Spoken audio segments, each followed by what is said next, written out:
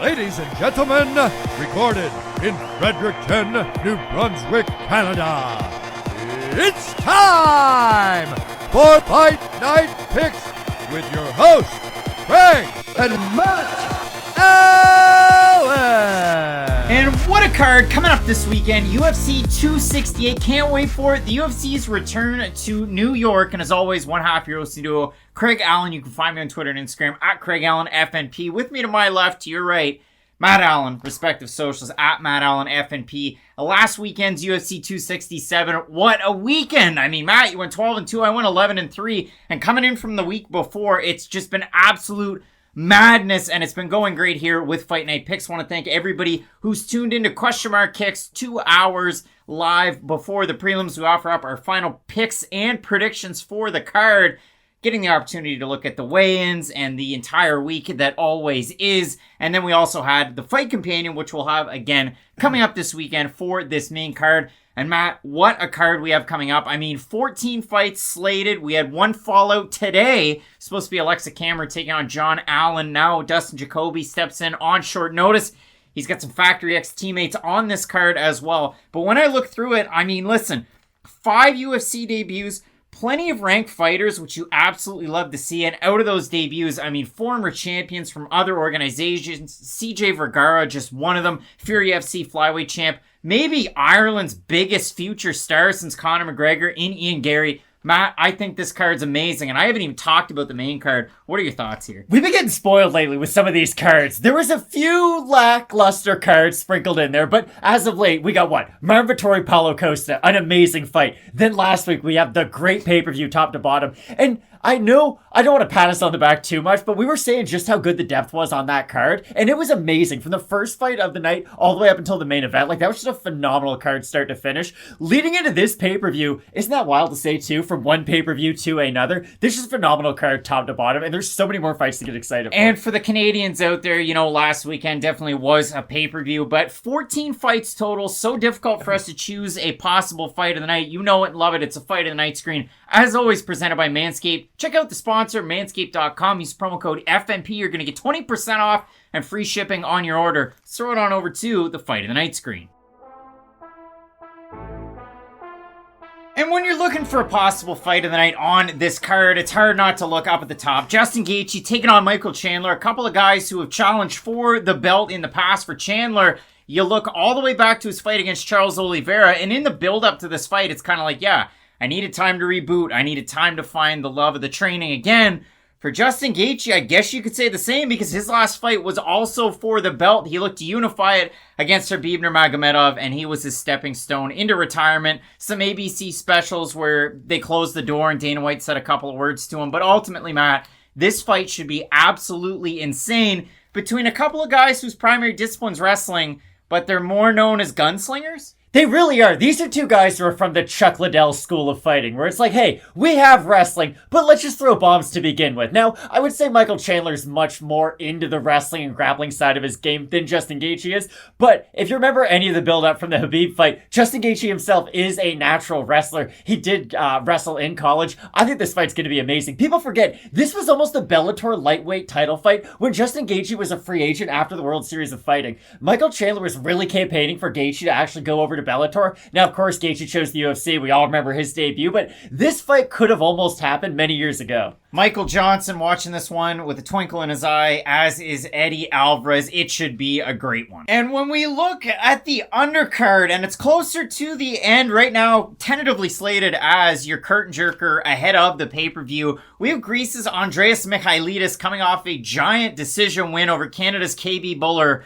where he made him look like maybe not so much a UFC fighter. And for Michailidis, he brings in a particular set of skills. He is a European BJJ champion. He's got a little bit of wrestling and kickboxing in his back pocket, taking on Glory Kickboxing's own Alex Pereira, a guy who trains at Teixeira MMA. You know, your light heavyweight champion. Crazy to say that. But for Pereira, he's the only simultaneous two-division champion with Glory that they've ever had. Held the middleweight, interim light heavyweight, and then he unified it. He got that light heavyweight title, only to lose his last kickboxing fight not that long ago. But This should be absolute fireworks, and kind of crazy to look at that experience gap when it comes to pro MMA, but you fill that in with Pereira's overall kickboxing record. Matt, I absolutely love this fight. I'm as excited for this debut as any in recent memory, because with Pereira, you know what his ceiling could be. You know he did knock out Adesanya. Now, yes, it wasn't just kickboxing, but still, that's an impressive feat nonetheless. Beat him by decision before that. Exactly. So if some of those kickboxing skills can translate into the cage,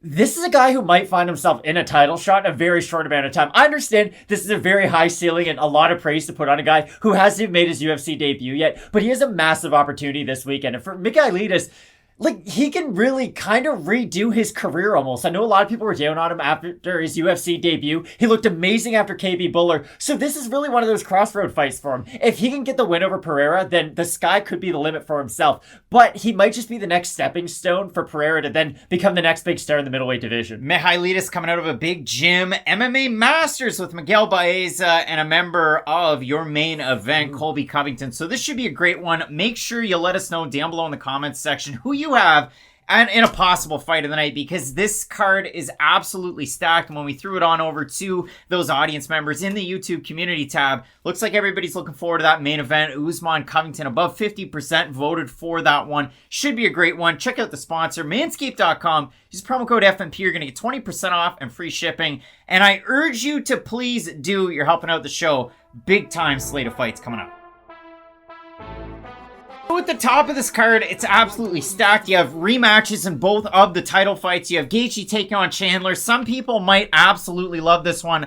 I saw it on Reddit. It's just Trevor Whitman versus the other side. But just crazy to think that Team Elevation has been able to get to a place like this, to be able to dress to impress and really capture that New York City audience. I think it should be a great one. But Matt, I mean, looking up and down this card, it's hard not to get excited for Iaquinta and Green. For Phil Hawes and Chris Curtis, the fight that should have happened but didn't happen a few weeks ago. Edmen Shahbazyan coming back, taking on Nassourdine Imavov.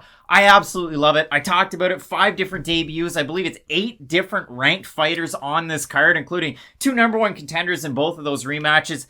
This is a great one. And on Friday, if you're not already excited about it, there's also a rematch for a title over with Bellator 270. It's Queally Pitbull 2, so a big-time week of MMA. I mean, I couldn't be more excited. I'm so excited for this UFC card. You set it up in the perfect way. It has the perfect combination of new prospects who I do think will become household names in the near future, along with some of those big established names. And this is a huge fight for the title at the top. I feel like not enough people are talking about the fact that Colby Covington's really the only guy who's made Kamaru Usman look human in the UFC up until this point. And yes, Usman's made massive gains in his whole entire game, but like, this is a huge fight for the welterweight title. It should be a great one. Make sure you keep it locked in with Fight Night Picks during the week with question mark kicks 2 hours before the prelims. I get asked a lot, what is QMK? Where did this QMK parlay come from? Question mark kicks 2 hours before the prelims. And the Fight Companion, everybody that joins in there, you get little inside nuggets of knowledge, the old inside baseball references. So make sure you check that one out. For the main card, Matt, I absolutely love this one. I know we're all psyched for it. Should be great. So keep locked in with Fight Night Picks. We always say, let's get into it.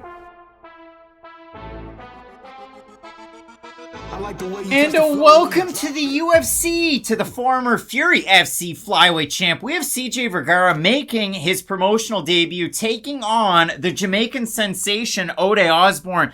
And for money's worth, this is one of those fights that you have to get excited about coming up this weekend, because if you look at it for Ode Osbourne, the guy is kill or be killed. He's a walking action man, and I absolutely love what he does and when he's doing it in the octagon. Unfortunately for Ode, you look at the UFC results, he gets submitted by Brian Kelleher, not so bad. Then he knocks out Jerome Rivera, up 2 weight classes, but 1 to where he normally was. That one was at featherweight. And his last time out, he takes on Manel Kape in an absolutely amazing fight on paper. And at the start, Ode had a lot of success, but he was making that flyweight debut. He cut the weight. Manel Kape didn't. He weighed in a little bit heavy.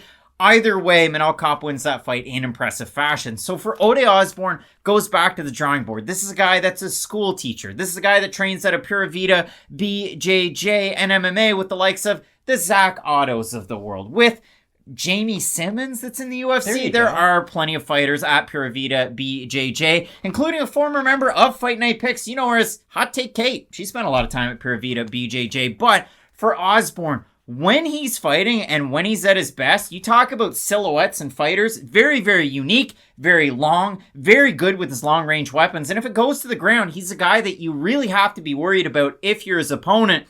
Comes into this fight taking on CJ Vergara, and you talk about a guy who has a lot of fun fight tape to go back and watch. You look at how he booked his ticket into the UFC. It was a win on this past season of Dana White's Contender Series against a guy that used to be in the UFC, that was on The Ultimate Fighter, Bruno Correa. And if you look at that fight, man, wow. I mean, CJ was a big enough underdog in that one. Everybody was going with Correa. And in that one, knee to the body, sends his opponent away, hammers away some more, lands another knee to the body, and that was all she wrote. For CJ Vergara, it is absolutely kill or be killed in his fights, not just that fight on Contender Series. Again, I had absolutely a ton of pleasure going back and watching his fights. This should be a great fight. I don't know how this fight's going to be boring, and I'm so glad you set it up this way, because both guys do have that kill or be killed style. Like, Jimmy Manoa was probably really happy this fight got put together.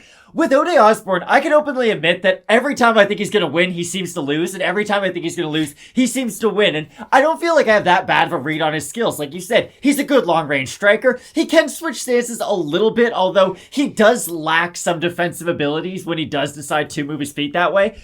But my issue with Ode Osbourne is it just seems defensively he's lacking in a lot of areas. And it's not just the defensive side of striking. Even his defensive grappling isn't great. And that's the weird thing about Ode Osbourne. He is a dangerous fighter on the mat, but he's one of those guys who can be held down. He can sort of be out-physiqued at this weight class. And I guess this is really the question that I do want to give to you. Do you think he's cutting too much weight to get down to 125 pounds? Because when he's fighting, he is such a big guy for this weight class. His frame is massive. Do you think he could be one of these guys who just suffers a negative effect because he does get down to 125? Well, when, other than his last fight, has he fought at 125? That's the thing. I just think, I don't know who kind of led him to the decision. He's always talked about, I am a 125er, eventually I'll move down there, and then finally he does.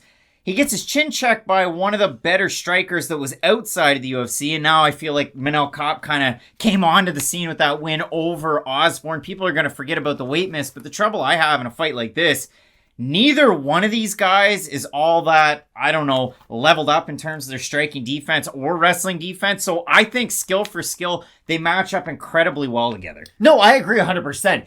Ode Osbourne's going to have a really hard time keeping his range in this fight, and that really should be his key throughout this matchup, because if he is able to keep Vergara on the outstretch of his shots, we saw in the Rivera fight. Now, yes, Rivera didn't have the best run in the UFC. I can already hear the people in the comment section, but still, if you just take the positives from that matchup, like, Ode Osbourne could be a serious threat. If you do match up his submission ability, especially his defensive submission abilities, you think, okay, if he could get slightly better wrestling defense, then maybe he could be one of these guys who can light fighters up at the outstretch of his reach, and when they do decide to close that distance, he could rely on some of his submission abilities. My issue with Osbourne, though, is exactly what you said. It's his lack of defensive wrestling, which then sort of opens up his lack of defensive striking. I think if Vergara can get on the inside of Osbourne's striking range, he's going to have a really easy time going to the body, going to the head of Osbourne, because this is one of those Teddy Atlas points. If you're fighting a skyscraper, you're going to have to take some windows down, and that really is the key when you're taking on a guy like Osbourne. If you do go to the legs and go to the body, limit some of that dynamic movement of his, I think it's a much more winnable fight for CJ. Well, for CJ Vergara, going back, doing the tape study on him, because you can't just watch that Dana White's Contender Series fight, although it was a great one against a UFC caliber Those fighter. body knees are gross. Former UFC fighter. But if you look at it for Vergara, his head coach is Pete Spratt at a Pete Spratt's Muay Thai. And if you know that name, and I'll say it again, Pete Spratt, see, I can't do it even more than twice, too quick. He beat Robbie Lawler in the UFC, and then his next fight was in TKO, and he lost to George St. Pierre. So yeah, that Pete Spratt. But when you look at it, for Vergara, very, very good striking, very good movement on the feet. I like the way that he moves his head, and he doesn't plot forward, but he does kind of move at odd angles. So to try and hit him is difficult, but he leaves his hands wide open and he gets hit a lot. And the fight that I went back to all the time was a fight when he took on Silva. And I wrote it down, Matt, because in that fight, and listen, that wasn't that long ago. Again, Jacob Silva, Fury FC, that was for the belt. And man, he had a rough go. I mean, for Silva even, he fought on Contender Series a couple of times. He lost a split decision to Jeff Molina. Okay. And then he got finished by GP Bays. Okay, I guess. So then he goes back to the regional scene. He dropped CJ Vergara in that fight. Not a one time, but twice in the first round, almost hasn't finished. And then in the second, he starts to kind of fall off a little bit. That's when CJ starts to have some success. And of course, CJ wins that fight. But I just go back through it. He's super, super aggressive, and he's so focused on getting that finish that defensively, it just leaves a lot to be desired, especially against the high-level guys in this weight class. So the way that I look at this fight is that if Osbourne can catch him coming on the way in, I think he can win this fight by finish. And I wouldn't be surprised at all if Osbourne did win this by crazy highlight reel. Think like Dwight Grant, Carlo Pedersoli, where he like ducked under the high kick, hit it with an overhand. Something ridiculous like that.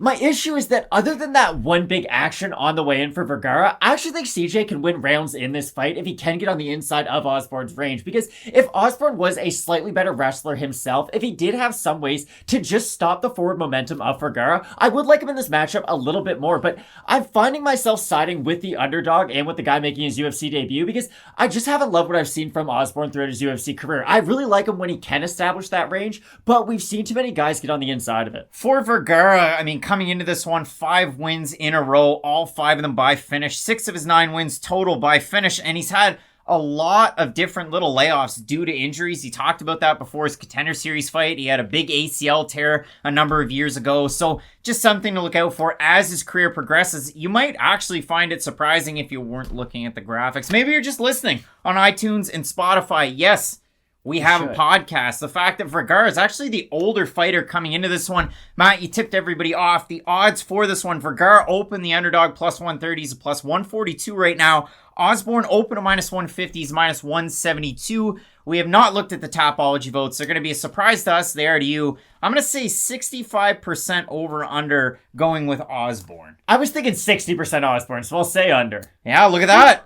989 total Wow. votes, 63% Vergara, 72% by knockout. For the 37% that have Osbourne, 37% by decision, 37% by knockout, 17% by submission.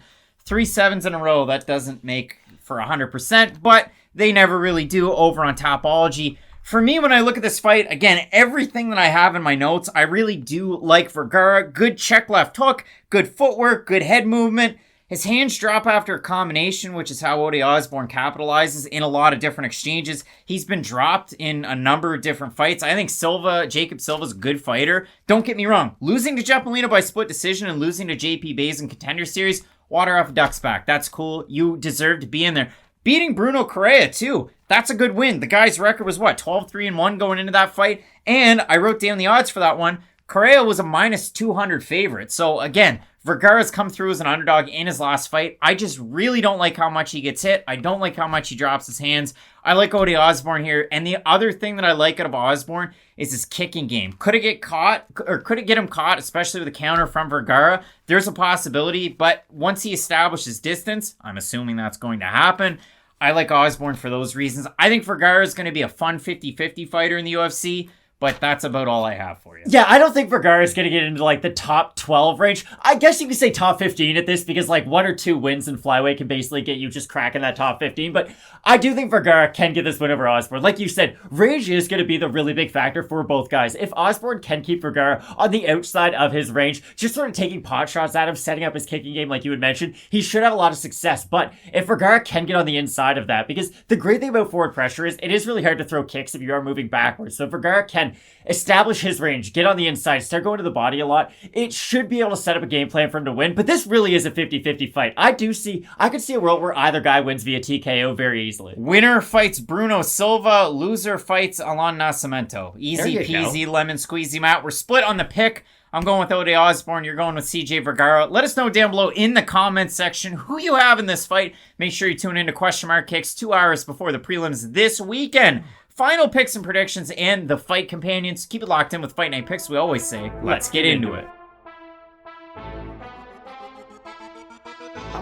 And welcome to the UFC, to the former LFA featherweight champion. We have Bruno the Tiger Souza looking to take on Melsik the Gun Baghdasaryan. And Matt, as far as nicknames are concerned, one is incredibly aggressive and one is aggressive if provoked. Depends which way you want to take that one. I don't know. But when I look at this fight, we have a Melsik Baghdasaryan coming off of an incredibly impressive UFC debut. Giant knockout win over Colin Anglin. Really proved the doubters. Proved myself, proved yourself wrong with that fight, because for Melsik, the one knock against him, and I'll talk about all of the pros to the one con. Yes, he lost his debut fight by submission. A lot of people do that. Alex Pereira lost his first fight. Some things happen, and then you end up in the UFC, and you have less than 10 pro fights. It just happens. But for Melsik, when he took on Colin Anglin, the big talking point was, okay, he's going to be able to strike with him. Can he defend the takedowns? And he didn't really have to worry about it all that much in that fight, because Anglin decided,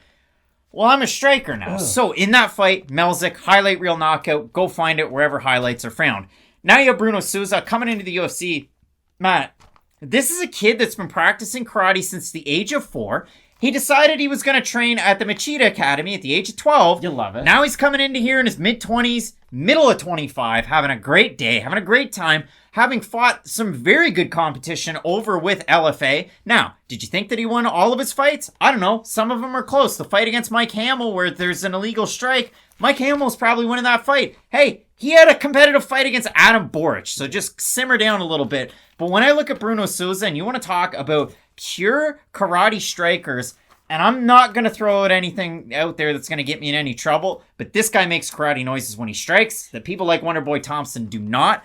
But accolades and everything aside, I think this fight, style for style, I highly doubt that we see this one go to the mat. I was going to say, I don't know what the over-under is for takedowns attempted, but it's probably like 0.5, I'd guess.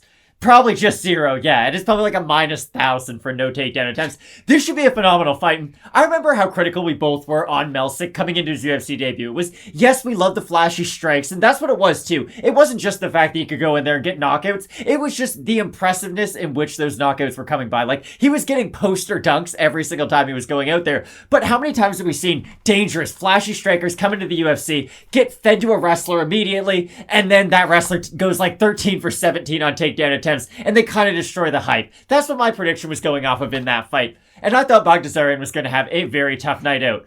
Oh my goodness, he proved me wrong. And the great thing about Baghdasaryan that I did not think he was going to have at this level was he's got the good takedown defense footwork. It's not the fact that, he can dig underhooks like Alexander Volkov. It's the fact that he doesn't let his opponent get close enough to take him down in the first place. And that's the thing that I always love when we're looking at a guy who might have, let's say, suspect takedown defense. Well, you never really have to worry about how bad his takedown defense is if his opponent can't get close enough to put his hands around him. Now, that's not going to be a factor in this fight, but what I will say is that does speak to the range finding of Melsik and just his range capabilities throughout an MMA fight. I do think his ability to judge range with a wrestler is going to pay off against Bruno Souza, because what Bruno likes to do in a lot of his fights, like you had mentioned, he's a karate stylist. He likes to bounce on the outside quite a bit, and if Baghdasaryan can get that range very early and force Souza to just be jumping into range constantly, I think Melsik can pick him off quite easily throughout this fight. But the flip side is Souza might be able to evade a lot of those big power shots and then be able to throw his own combinations together. It's really going to come down to who gets frustrated first and what do they do when it happens. Because for Baghdasaryan, and I will go through it, former international kickboxing champ with WLF, WLF Wars, who one prospect's great and one prospect has a couple of fights in the UFC or wherever they end up and they're gone. But he had a 3-0 pro boxing record, a 9-2 pro kickboxing record, his MMA record. It speaks for itself.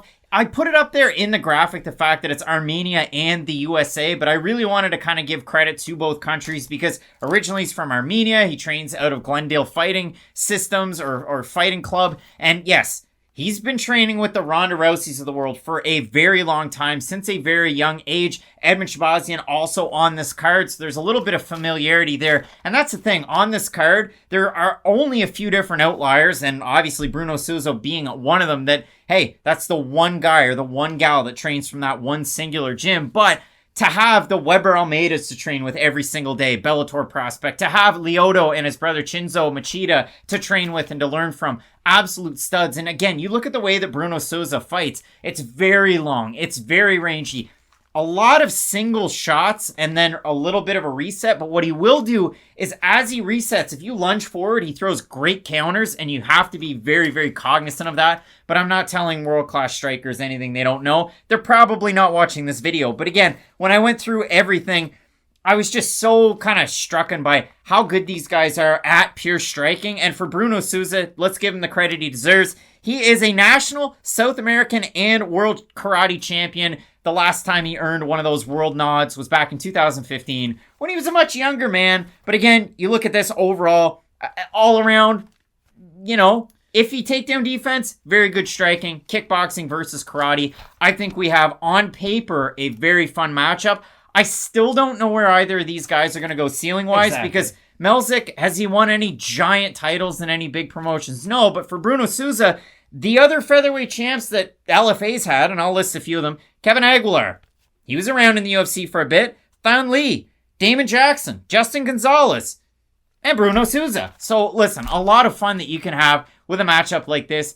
To me, if I'm breaking it down before I even talk about the odds, I think Melsik's the more aggressive fighter, and I don't necessarily know if that's going to get him in trouble here because Bruno Souza has power, for sure, 100%. I don't know if he has the fight-ending power to make Melsik pay when he comes in on those entries. And I don't think he sets up his power shots effectively enough, because with Baghdasaryan, he will set up his big shots with some of those pitter-patter strikes, and he will throw in combination. And when Baghdasaryan's at his best, it's 1-2, then he throws the kick, and he does really like to set up his kicks. With Souza, he does sort of rely on the counter-striking capabilities of his hands, a little bit too much for my liking. I agree 100% with your aggressiveness point, too, about Baghdasaryan. This fight should be a lot of him moving forward and Souza reacting to it. Now, if Souza is able to land a big counter shot, maybe he can put Melsik down. But I feel a lot more confident siding with the guy who is moving forward, throwing in combination with a really high volume throughout this fight. Because if Baghdasaryan can just throw enough strikes together, that's normally when he can find his own power shot. The odds on this one, Baghdasaryan open to minus 185. He's minus 300 favorite right now. Little rich. Bruno Souza open a plus 160. He's a plus 236 over on best fight odds. Currently, the Topology votes are a surprise to us. They are to you. I'm going to say over under 75% Baghdasaryan. I was thinking 70, so yeah, under? Wow. Yeah, over. 778 total votes, 81% Baghdasaryan, 23% by decision, 70% by knockout. For the 19% that have Souza, 49% by decision, 29% by submission. For me, yeah, I like Baghdasaryan in this fight. The thing that scared me the most as to his UFC debut was the fact that after the episode of Dana White's Contender Series that he won, and we'll talk about his opponent a little bit, it was Denis Bezukia, and he won that one by decision.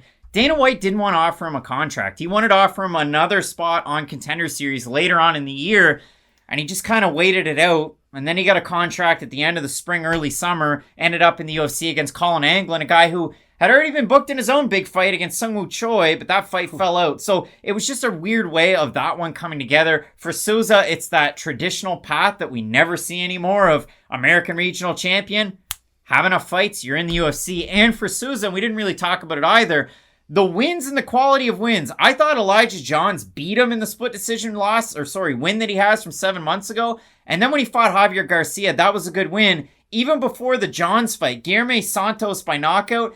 And then before that, he beat Kamwala Kirk by split decision in a weird fight because it kind of fought in mirrors in that one. The good thing, though, is I would rather a guy win a close fight to Kamwala Kirk than just blow the doors off people who we've never heard of. Like, Kirk, I would say, is a pretty good level of competition for the regional scene.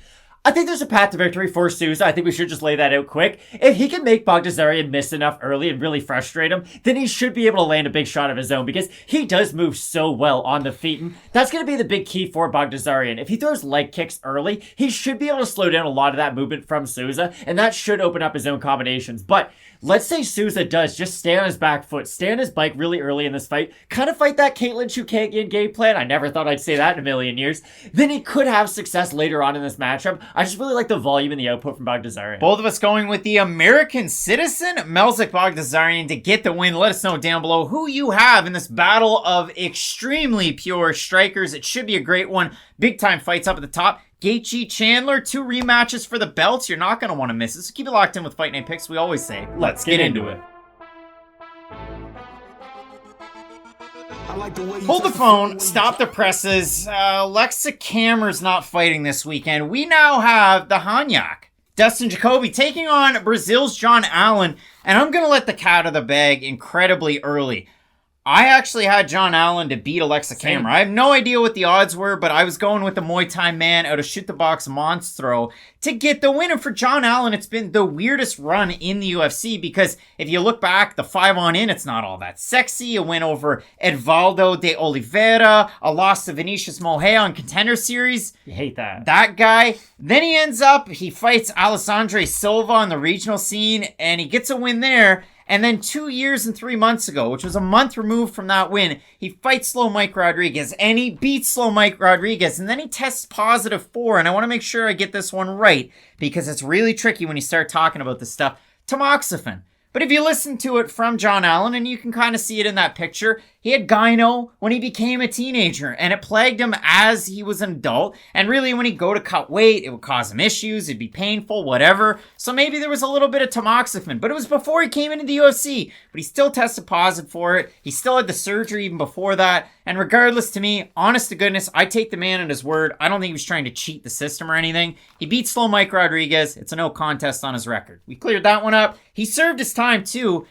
And then he comes back and he fights Roman Dolidze in a fight where nobody really knew who won that one. I thought Dolidze won. He took him down, but he didn't do a lot with it. He has more overall total strikes if you look at the numbers, but a lot of them are on the ground. And when it was standing, John Allan was teeing off. He was having a lot of good success. So he was supposed to take on Alexa Kamara. Now Factory X MMA's own Dustin Jacoby is inserted into the picture. He's got teammates on this card. One of them's Jordan Williams. He's got his work cut out for him against Ian Garry. He certainly does. But when I look at this fight, Matt, Dustin Jacoby, since he stopped being a kickboxer with glory, which that's going to be a theme for this episode too, because Melsik Baghdasaryan's a kickboxer, Dustin Jacoby's a kickboxer. Oh yeah, Alex Pereira's a kickboxer too. He's pretty darn good at it. So for Jacoby, you look at the recent run, and man, wins against Ty Flores on Contender Series, beats Justin Ledette by knockout, beats Max Grecian barely, but he beats him.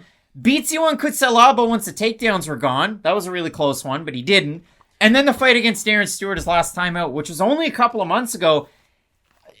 What can I say? Like, Dustin Jacoby looks like a whole new man since he debuted in the UFC years and years ago.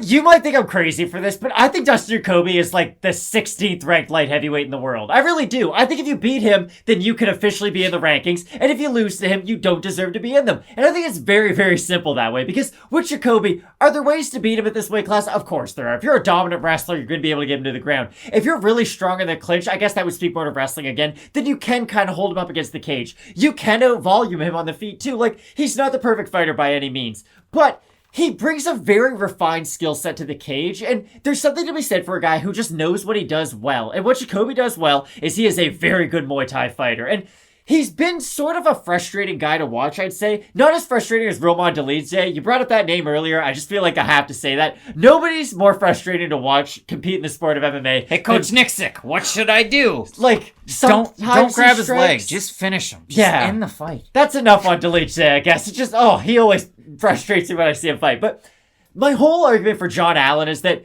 he lost a close fight to Dolidze where I thought he looked much better than he was going to. But other than that, I don't think he know Muay Thai Dustin Jacoby in this matchup. I know it's on short notice, but I still think Jacoby's the much faster guy in this fight. I think he's the more defensively sound guy in the fight. You have to remember, he ate bombs from Ion Kutalaba and was able to stay upright afterwards. That's not something many guys in this weight class can say. Like, Glover Teixeira did that, and now he has the title. I can't believe I just compared Glover Teixeira to Dustin Jacoby, but let's just get past that. When you look at Dustin Jacoby, does he do anything that jumps off the page and really wows you? No, but I think he's a sound enough fighter to get by the majority of unranked light heavyweights. To have the confidence in yourself to take this fight, he must be a little bit like Sean Strickland like 3 years ago. That's a good point. My addiction's training. I love it. Like, literally the only thing on this planet I love to do, girls, sex, whatever, I will pick training any day over any other thing on this planet. All right, so yeah, I used a Fight Night Picks clip from 3 years ago from UFC Moncton. What of it? Dustin Jacoby's nothing like Sean Strickland in like his MMA fighting interviews or anything he says on the internet. Just that one bit. Because he must train so much and he must be absolutely fit and ready for a fight like this. We do not have odds on this fight because it was just announced like 8 hours ago or thereabouts. But when you look at this one, Topology votes are going to be a surprise to us. They are to you. We're all in this one together. I have no idea what they're going to be. Yeah. Son of a gun. 264 total votes, so it's early. 94% Jacoby, 25% by decision, 67% by knockout. For the 6% that have Allan, 53% by decision, 33% by knockout. I see this one going the decision. I think John Allan has a great opportunity. Hell, I talk about props. I have a Stipe Miocic bobblehead when he went to, what is this, the captain's game? And I went so indeed. Look, he's got a little fire hose there. Why? Because Alexa Cameron was supposed to fight John Allan, and it would have been a pretty cool thing to do the strong style comparison. So now I just get to show you this neat piece that's going to go in the background. There. He goes right there. But when I focus on this fight, Matt, both guys very credentialed with their stand-up. Again, the shoot the box with John Allan. He's got great people to train with there, like Laureano Staropoli. And great fighters like, I don't know, Jennifer Maya, Charles Oliveira. I was gonna say, Yeah, there's a lot of fun fighters there. But when it boils down to this one, I think it's just going to depend on activity. John Allan, do not look at his stat line because it's stupid silly with the amount of ground strikes he's taken throughout his career, so the numbers are bad. Dustin Jacoby can really get it done. The trouble is, who starts quick and early, and who's able to build up that lead into the second round if there's not a finish? Because for Jacoby, in the Grecian fight, a little bit of a slow start. In the Kutsalaba fight, takedown. And then he comes back. I think, to me, it depends on who's the fastest starter, and that's a really hard thing to try and predict here. It just really sucks for John Allan that he was going to go into this matchup as being the much more technical guy than Cameron, because Cameron can miss big when he throws his big power shots in the feet, so there would be massive opportunities for John Allan to counter him on the inside and use his superior Muay Thai technique to get away with the win in that. The issue is that he's not really going to be able to just rely on his technique in this matchup. If he just tries to stand at range and blast leg kicks to a guy like Dustin Jacoby, that's where Jacoby will be able to check kicks, get his own range, and just counter with his own strikes at the middle. This is an unfortunate opponent change for John Allan because he went from being the much more technical guy in what was supposed to be his matchup to now kind of finding himself a little bit behind his own Muay Thai. So I do like Jacoby on short notice. I don't normally pick fighters on a week's notice. It's just Jacoby and Allan. This is a tough fight for Allan, that's all. Yeah, both of us going with Dustin Jacoby here. I think you look at a guy that can L-step, they're long movements. And he can shoot the takedown, too, if he really needs to. He's not a great wrestler or grappler by any means, but he's shown that ability in the past. Wouldn't be surprised if we see that in this fight. So both of us going with the short notice replacement, Dustin Jacoby. But listen, John Allan could pull off a big-time win here against his second opponent in the week. So let us know who you have down below in the comments section. Really looking forward to this weekend. If there's any other changes, anything else happens throughout the week, we'll try our best to get those individual fight videos out there. But if not, question mark kicks 2 hours before the prelims and then the fight companion for the main card. Just keep it locked in with Fight Night Picks. We always say, let's get into it. So coming up this weekend, we have a battle at heavyweight. And this is one of those ones that convinces one or two guys out there that are watching this fight. They're sitting in their office. They got a handful of Halloween candy. And they're going to go, you know what? I'm going to risk it all. If these two guys can do it in the UFC, screw it. So can I. We have Gian Villante taking on Beast Boy Chris Barnett. And Matt, I have nice things to say about this fight, and I have a lot of not so nice things, but when I do look at this one for Chris Barnett, he was a guy that in 2014, Bleacher Report said he's the next big thing at heavyweight. And then he made his UFC debut in 2021 and got submitted by Go-Go Choke, which is a modified guillotine, against Ben Rothwell. Is that his submission of choice? Yes, it is. He's crazy when it gets to that. It's pretty good. And in that fight, Chris Barnett got taken down in the first round. What happened? He got back up. He got back up to his feet. He has that ability, like Derek Lewis, being a giant heavyweight. Less than 6 feet tall, though, but giant heavyweight. Used to fight at super heavyweight, where he just wills himself back up. And it was positionally sound enough that he didn't get submitted in it. And it was at the end of the round, which shows a lot of heart, especially when at the start of the second round, he looked like he had ran 5 marathons. So it wasn't that great in the second round for Chris Barnett. But the buck doesn't stop being passed right there. Because for Gian Villante, I have a couple of people that just continue to get UFC bookings that I sit there and I go, they cut Elias Theodorou for this kind of stuff. And yes, Elias is a bad example, but he won a lot of fights and only lost a few and lost to Derek Brunson. See you later, walking papers. Okay, Randa Marcos was 1-5 and had lost 4 in a row, dating back a number of years before she fought Lavina Souza not that long ago. She won that fight. Good. That's pretty good. She did look good, but still, what are we doing here? It doesn't make a whole lot of sense. Sam Alvey. How dare you? Since he beat Jean Villante by split decision in 2018, is 0-6-1 and has a fight booked in February of 2022 against Ian Heinisch. Okay, what are we really doing here? Jean Villante, you might ask, well, how does he fit into this one? Since 2017, he's 2-6. Both of those wins are by split decision. I thought Ed Herman beat him. I was there. What do I know? And his last 3 are a body shot knockout loss to Michael Olszewczuk, who's changed his last name and his fortunes. Big win over Shamil Gamzatov last weekend. He lost to Maurice Green, where, listen, tiredness played a giant factor in that one. And then he got beat by unanimous decision. You might go, oh, but it was probably really close, though. All 3 judges, 30-27 to Jake Collier. Jean Villante has many a performance bonus in his UFC career. And listen, he has a 2015 knockout performance of the night against Beastin 25-8 Corey Anderson. That very well could be the next Bellator light heavyweight champ when he takes on Vadim Nemkov to end that tournament. All of this to say, Matt, this is an extreme crossroads fight where Chris Barnett's in this category like a Rocky Martinez, where he's fun, he's athletic, he's big. People make fun of the way that he looks, but I love watching Chris Barnett fight. And Jean Villante, where he's a shell of what he used to be, which I don't like to say because he actually, like, in person, he seems like a really nice guy. But that's the issue. When the commentary team mentions your personality as being like the big pro, it means that you're probably not in your prime anymore. Listen, Jean Villante has some good fights. He beat some good fighters in the division. But when Daniel Cormier's first thing is like, oh, this guy's always smiling. He played football at Hofstra. Yeah, like those are really cool facts, but they don't really help you win MMA fights. It's like Jean Villante to me right now is in that Vince Carter twilight stage of his career where Vince was good for the Raptors, like amazing for the Raptors, pretty good for New Jersey, although he wasn't efficient. Then he was good for the Mavericks. Kind of okay for them, I should say, but he had fallen off. And then, like, the last decade after that, just traveled around from team to team. It was a shell of himself. With Jean Villante, it's like, really? We're letting it go on this long? The UFC's not really doing him a favor at this point. I'm sure he's got a great rapport with Dana White. He seems like a great guy, like you had said. It's just, when Jean Villante fights now, I don't truly believe that he's in and he's going to have like a really competitive performance with really anybody at the UFC level. And for Barnett, I don't look at him as a guy who's going to be in the top 15. He's exactly what you said. He is a fun fighter. And it sucks that just being a fun fighter can't always translate to being a successful fighter in the UFC ranks, because Barnett does have that like Javi Ayala-ness to him where it's like, wow, that big guy moves way better than he should. And that's probably going to be able to get him the win in this matchup, but this is going to be one of those fights where people aren't going to like it. If we were doing a fight companion, I would probably no-sell it afterwards, because, listen, if Barnett knocks out Jean Villante in 30 seconds, it might look really cool, but am I going to change my opinion on him? Not at all. And let's say Jean Villante somehow gets the win in this matchup, because I got to be honest, I doubt he's going to be able to, but let's say he can grind his way to a decision victory.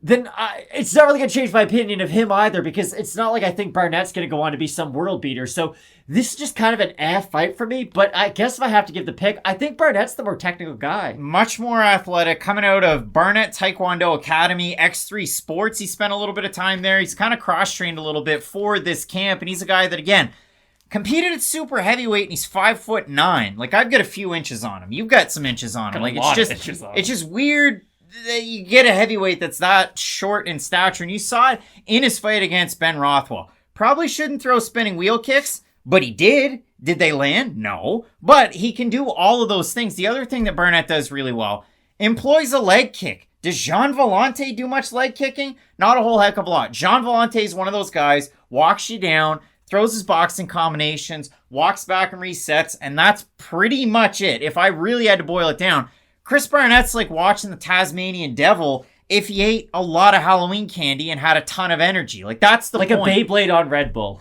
Like a Beyblade on Red Bull. Just metal tops spinning around, and hopefully kids don't get hurt. That's pretty much what it is.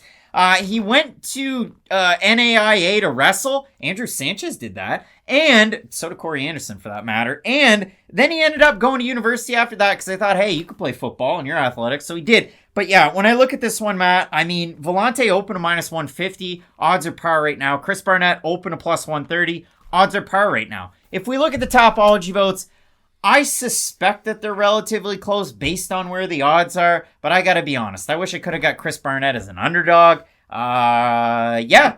1,025 total votes. Surprised that many people checked it out. 73% have Barnett to win by knockout. For the 24% that have Villante, 59% by decision.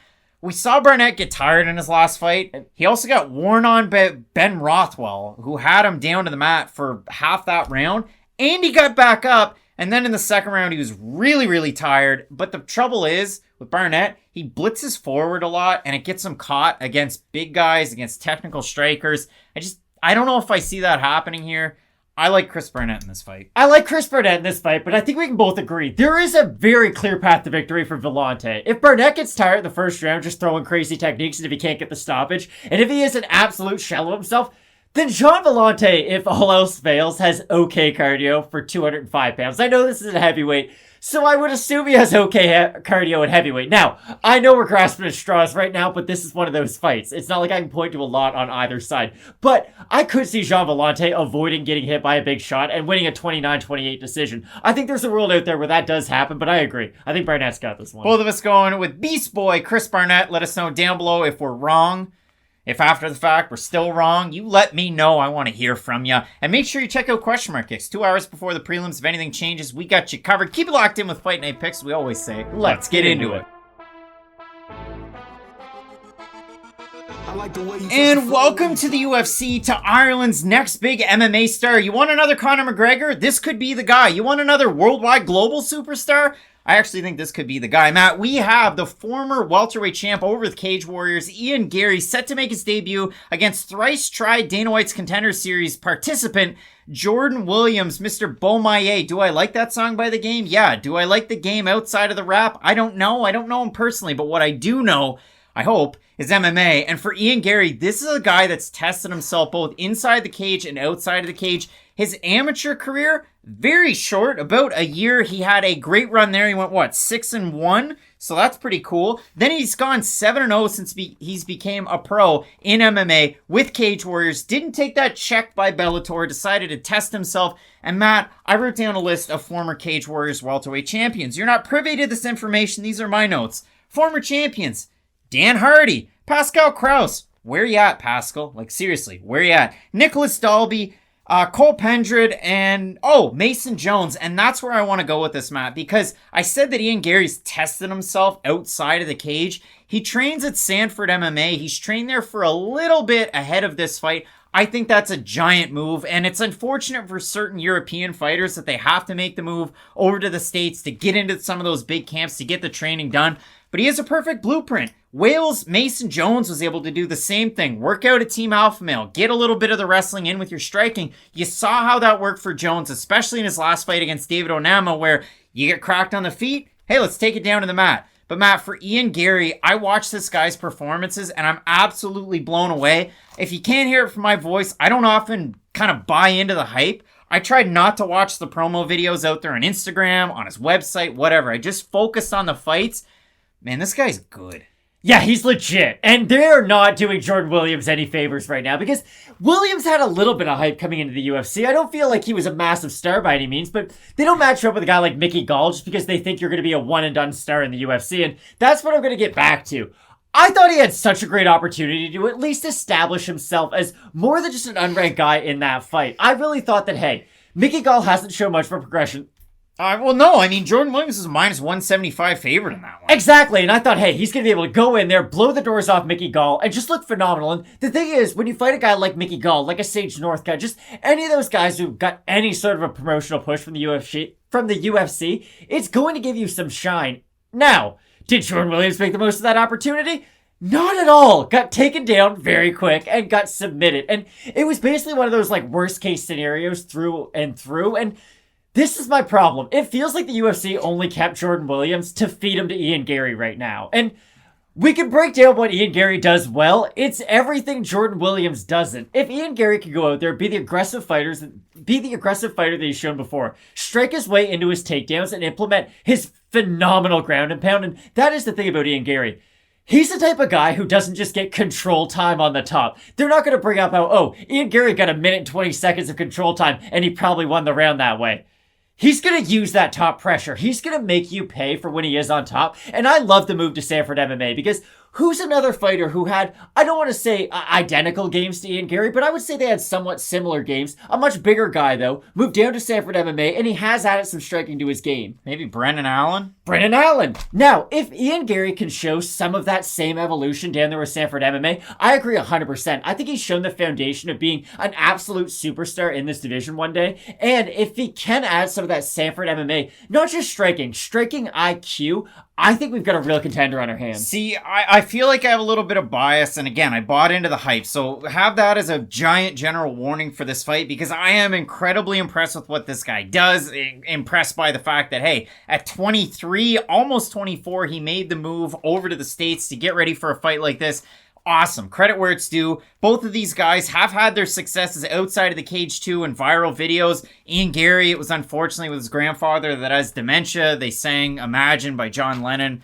And if you didn't cry for that one, that was sad. And for Jordan Williams, he was the one that had a hard time getting insulin, getting those fights on Contender Series. And you look at it, he beats Tim Karen, but then it ends up a no contest because he tests positive for the weed. He loses to Ramazan Kuramagomedov that was supposed to end up in the UFC to fight Alex Oliveira. I still have that video squirreled away in case I ever need it. But listen, that fight didn't end up his way. And then he fights a guy that, listen, we all know and love, Gregory Rodriguez. And what happens? He knocks him out quick. So it's kind of crazy to look at it for Jordan Williams that way. He's a blood and guts type of fighter. The loss in the UFC too.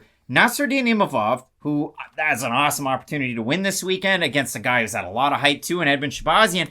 And then Mickey Gall, so it's really tough to tell exactly where he's at, but the level of competition for Ian Garry since he's become a pro, pretty darn good. He fought in that kind of 4-man tournament for the belt that they had because Mason Jones vacated, so automatically you ended up with Jack Grant, and you ended up with Rostam Akman, you know, the guy who wore the hair sweater, but that was his body. Yikes. And in that fight, Ian Garry's like, man, I'm going to put on a great performance. And I want to give credit where it's due, too, because, listen, MMA On Point puts out great stuff. And Pete C. Carroll, you know him and love him, had a great piece on Ian Garry as a prospect before that Rostam Akman fight. And in that, Ian's like, listen, I want to go out, impress everybody. I know I got to get the finish. I got to beat a former UFC guy. And in that one, he did exactly that. Then he fought Jack Grant, a guy who's fought a ton of really good competition. Now, Grant came up to take that fight, so he's not really a welterweight, but in that one, Garry wins a 5-round decision. I like that from a cardio perspective, so there's a lot of things that I really like. That fight was only 4 months ago, but again, I can go on and on and on. Started boxing at 10, started judo, became a black belt too after that, and then he mixed in the MMA. I don't know what more I can say, but really when it boils down to this one, again, a lot of bias because I bought into the hype. I like Ian Garry in this one. I guess this is my question for you. Do you think we'll ever see Garry move up to 185 pounds? Because he is a really young guy, and he has a big frame for this weight class. It's been something in the back of my mind a little bit. I would hate to see him really gain a lot of momentum at welterweight, just for his body to kind of decide, hey, I'm almost too big for this weight class. That's the only thing that I'm a little bit concerned about with him fighting at this weight class. I do look at him, and I do see a potential future at 185 pounds, because think of like Darren Till, came over from Cage Warriors, had a lot of success, had a lot of hype behind him, but he hadn't really grown into his body before he came to the UFC. And then we saw he almost grew a little bit too fast. And now we see he doesn't really fit in at middleweight. Listen, I think Ian Garry has a higher ceiling than Darren Till. And I know that's wild to say because Darren Till at one point people thought was going to be a champion. And I do like him quite a bit in this fight. Just that's always something that's sort of in the back of my mind. The odds, Garry open a -290 favorite, roughly a -363 on best fight odds. For Williams, open a +235. He's now a +277. The votes on Tapology, haven't looked at them. I'm assuming over 90% Garry. I'd agree, yeah. Yeah, look at that. 1,040 total votes. 94% Garry, 68% by knockout for the 6% that have Williams, 47% by decision, 38% by knockout. I can't stress this enough. Ton of bias. I bought into the hype, so I'm already on that train. I've got Ian Garry in this fight. Whether you're biased or not, it's just Jordan Williams does have a lot of ways to win this fight. Knockout. But a knockout's really tough to do against a guy who's never been knocked out before, who's defensively sound on the feet, and who has dominant wrestling in his back pocket. It's really, really tough ass to do, and this is why it's weird matchmaking. It's odd to me that they're giving a guy in a 2-fight losing streak a former champion with a ton of hype behind him. This feels like the UFC is almost setting Ian Garry up to have a massive debut and then really set him up for the future. Both of us going with Ireland's Ian Garry in this fight. I can't wait for it. Sanford MMA definitely represented on the map in this big-time card, UFC 268, question mark kicks. It's 2 hours before the prelims. You can find it right here on the channel. If you're not subscribed already, you hit subscribe. You hit the bell notification, then you know when we're going live. If you ever have any questions or doubts, big-time fight weeks, keep it locked in with Fight Night Picks. We always say, let's get into it.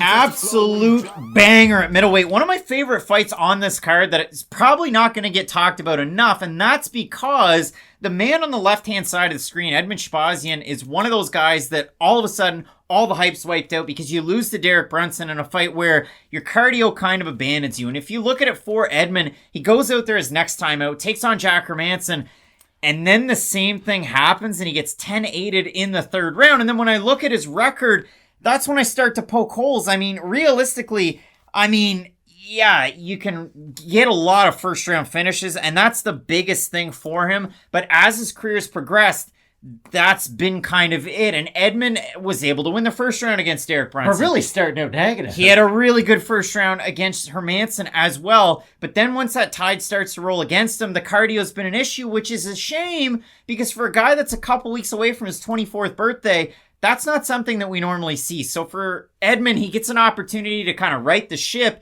It's just not against a really easy test. And for Edmen, he's ranked in this division. You still get to keep that, hold that over your head. But also remember that Felice Herrig just jumped a ranking spot and she hasn't won a fight since 2017. So that's what I think about the UFC rankings. For Nassourdine Imavov, coming out of the MMA factory in France, his teammate's the champ. With an asterisk, Cyril gone, but he's got great guys to train there. Fernand Lopez, the big-time coach. And for Imavov, we've talked about him since maybe even before he came into the UFC. He got a big win over Jonathan Mounier. His friends call him Joe. And in that fight, he looked like the Russian sniper that we know and love. Since he's come into the UFC, his only loss, a majority decision to Phil Hawes, who's also on this card. 28-28. 229-28. It's a close fight. All right, you struggle a little bit with your takedown defense. So what does he do in his next fight? He defends Ian Heinish's takedown attempts and he finishes him. And Nassourdine's not a giant guy. Like, he's tall for this division, but he's not the thickest looking guy for this division. Man, Matt, Nassourdine Imavov's stock is at an all-time high. Edmen Shahbazyan's at a buy low situation, so that's what makes this fight so interesting to me. I feel like we have to remind ourselves of what the highs of Shahbazyan at least were at the time, because a lot of people are really down on him. I have seen not many positive tweets or really anything about Edmen Shahbazyan throughout the past few weeks. It's just been a lot of, hey, remember how hyped up this guy was? And it's true, like, if you took a drink every single time you saw that training video of young Edmen Shahbazyan with Ronda Rousey, you would have probably passed away by now because the UFC loves to promote that over and over and over again. Why are you watching that? It's just, oh, no, every time they show Edmen Shahbazyan, it's, hey, you know, he's been training with Ronda Rousey for years now, and he was one of her original training partners in all of her, like, media workouts when she was champ. Like, Edmen's been around the sport for a little while now, and you gotta remember, he's one of the OG Glendale Fighting Club gym guys. Like, this is Ronda Rousey's gym, then she kind of faded into obscurity, and then Edmen was the new face of the gym, and he was a really exciting prospect. When you think about Edmen, you do have to bring up his accuracy on the feet. It is really impressive. He throws really nice straight shots up the middle. And when I go back to Edmen Shahbazyan, I always have to tell myself, like, hey, you can't knock out Brad Tavares in the first round by accident. I know there's been some really low lows and there's been some really high highs. So I don't know if Edmen Shahbazyan is going to become the next Michael Olashechuk, where if we just want to talk about the positives, we're like, wow, this guy could be a future top 10. And then if we just want to talk about the negatives, you're like, oh, were we really supposed to get excited about him in the first place? It's just, I don't know how much stock we should put into these two fights. And it is the Brad Tavares win. It's the Derek Brunson loss. Because, listen, Nassourdine Imavov doesn't fight anything like Derek Brunson. Derek Brunson can put a pace on you. He can mix in his wrestling. He's a much more aggressive striker, I'd say, on the feet. So he can at least make you work a little bit more. And that's why I'm going to pass it off to you with this. Do you think Imavov can put enough pace on Shahbazyan so that his cardio really will be a factor? Because that's the only thing that I worry about with Imavov in this matchup. I don't think he himself throws enough strikes on the feet to really force Edmen to have a crazy high work rate. When he's on, he's in and out really quick, and he can bop back out of the way, get out of all those big shots. Maybe you could get caught on one of those, long-range kicks, long-range attacks out of Edmen, because Shahbazyan has those. But for me, I like Imavov on the outside. He's a guy that, like, you saw it on the weekend, and this is a poor example because he lost the fight. But look at Corey Sandhagen before he started to slow down a little bit and Petr Yan took over. What was he doing? In and out. on the outside, never really moving the same way. Imavov, if he's on, can do similar things to that at middleweight, something that you don't see every single day. But for Edmen, I look at it, every single win is a first-round stoppage, except for one win that he got over Darren Stewart in his UFC debut on the Ultimate Fighter finale, where a lot of people thought Stewart won that fight because what happened in that fight, too? He crescendos, and then we're going to downzos. But that's the weird thing about that fight. Edmen became a wrestler all of a sudden. And it's been weird. We haven't really seen that wrinkle in his game after that fight. Now, yes, he is a good wrestler. And he is one of those weird categories where it's not like Shahbazyan has a background in anything. He is sort of that Rory McDonald mindset where it's like, hey, you're not a karate guy who then became an MMA fighter. You're not a natural wrestler who then got into MMA. You just are an MMA fighter, and it will be really interesting to see if Shahbazyan will have success in the feed against Imavov, because if early on, if he isn't able to establish his jab, throw some of his own kicks in there, and keep Imavov on his back foot, I think Shahbazyan should be able to fight at least a consistent enough pace to where his cardio won't fall off a cliff in the second and third round. But the real key is going to be, can Imavov make Shahbazyan work? Because that's what his last two opponents have been able to do. I don't necessarily think Shahbazyan has awful cardio. I think he was fighting two guys who could really force him to fight with a high work rate. Jack Hermansson's shown that in the past. He outworked Jacare Souza throughout a 5-round fight. Just because I'm saying it doesn't mean I'm right. I'm just saying he fought two guys who have a much better ability to really put a pace on him than Imavov does. That's my only concern. I think Imavov's the more technical striker. I think he has the better movement on the feet.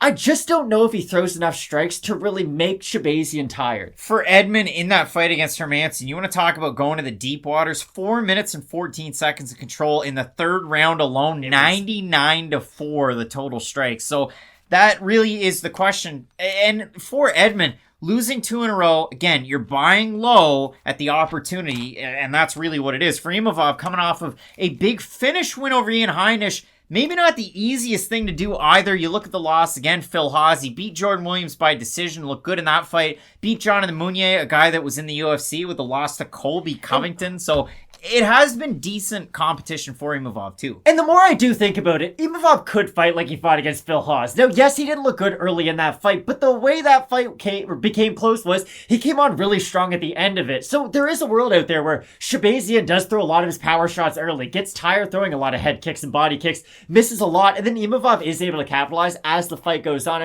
I'm curious where you think the tide really does shift. Do you think Shahbazyan can have success for the first 7-8 minutes of the matchup, or do you think he's going to have to go in there with kind of that MMA mindset, thinking, hey, I might need to shoot takedowns, I might need to strike? I think the leg kicks are going to be a big difference for Imavov in this fight, and that's where, you're putting water in the basement, the old Teddy Atlas adage. So for me, I look at the odds here. Shahbazyan, open to -150. He's now a +111. Sometimes I'll struggle with names throughout the video, even though they're up in my head. Edmonds is one of them. It's been a career thing. For Nassourdine Imavov, open to +130. He's -136. One of the bigger movers and shakers on the card. As far as the Tapology votes, surprise to us as they are to you. And they're close. 1,124 of them. 58% with Edmen, 57% by decision, 32% by knockout. For the 42% that have Imavov, 52% by decision, 33% by knockout.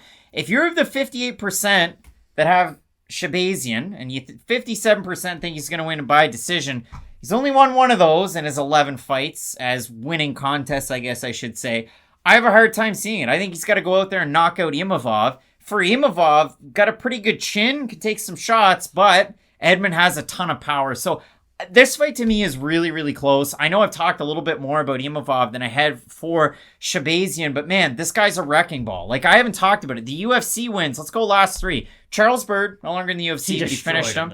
Jack Marshman submitted him, no longer in the UFC. Brad Tavares knocked him out quick, and I made some cheddar off of that one because I parlayed Rosenstruik and Shahbazyan, and I looked like a smart man that night. A smart man indeed. But Mal, when it comes to this one, I do actually have a very hard time on it. Oh, this is as close of a 50-50 fight as there is on the whole entire card, because I can see a world where Imavov is able to use his movement, really work on the outside, make Shahbazyan miss early and often, and then really take over the second and third round.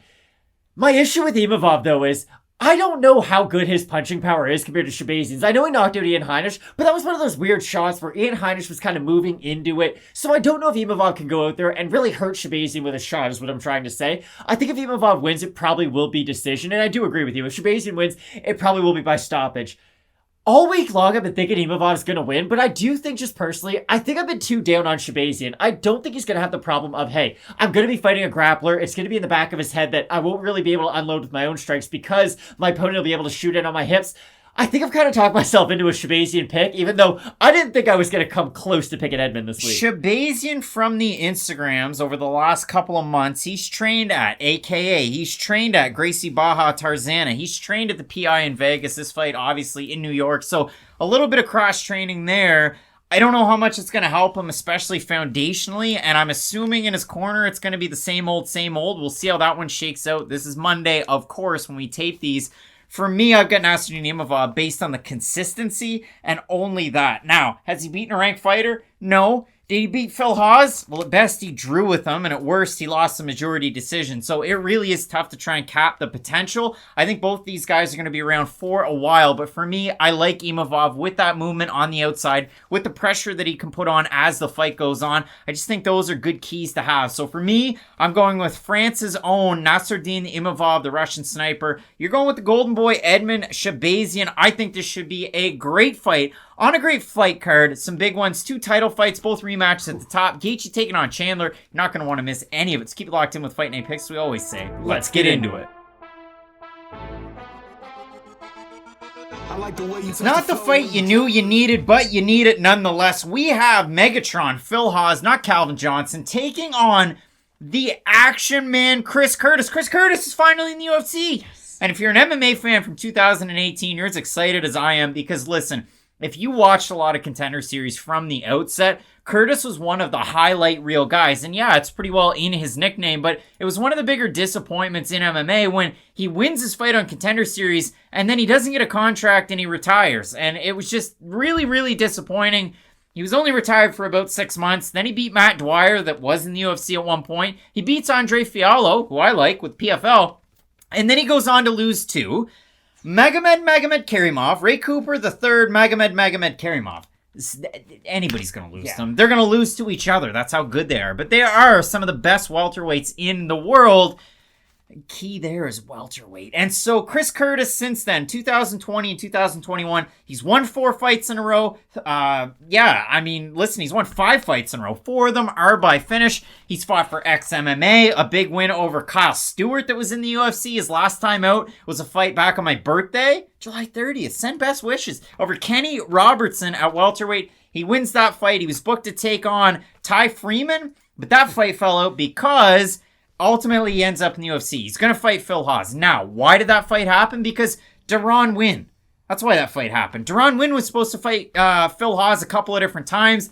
The fights fell out. Curtis was going to take the fight on the Friday of weigh-ins. And then I got the graphics ready, and then it didn't happen. So now we're here. Ultimately, Chris Curtis finally gets a call to take on Phil Hawes, who, I don't know, Rashad Evans was talking about like 10 years ago, and he had my ear. And then he lost to Julian Marquez. This is Phil Hawes here on Contender Series very early on, and I went, oh, okay, so the hype wasn't real. No, the hype's pretty real. And for Phil Hawes in his last 5 fights, big wins over Yuri Fraga, over Kachimrat Bastayev, a guy who just won with Bellator, over Jacob Malkoun, yikes, over Nassourdine Imavov, and then his last time out over Kyle Dawkins. Matt, I like the fight, but they're 2 different weight classes. I mean, yeah, Chris Curtis is a big guy, but man, he's got a blood and guts style, and I don't know how it's going to translate to middleweight. I was going to say, I like the opportunity. I'm not sure if I'm in love with the fight, because Chris Curtis is going to eat some shots.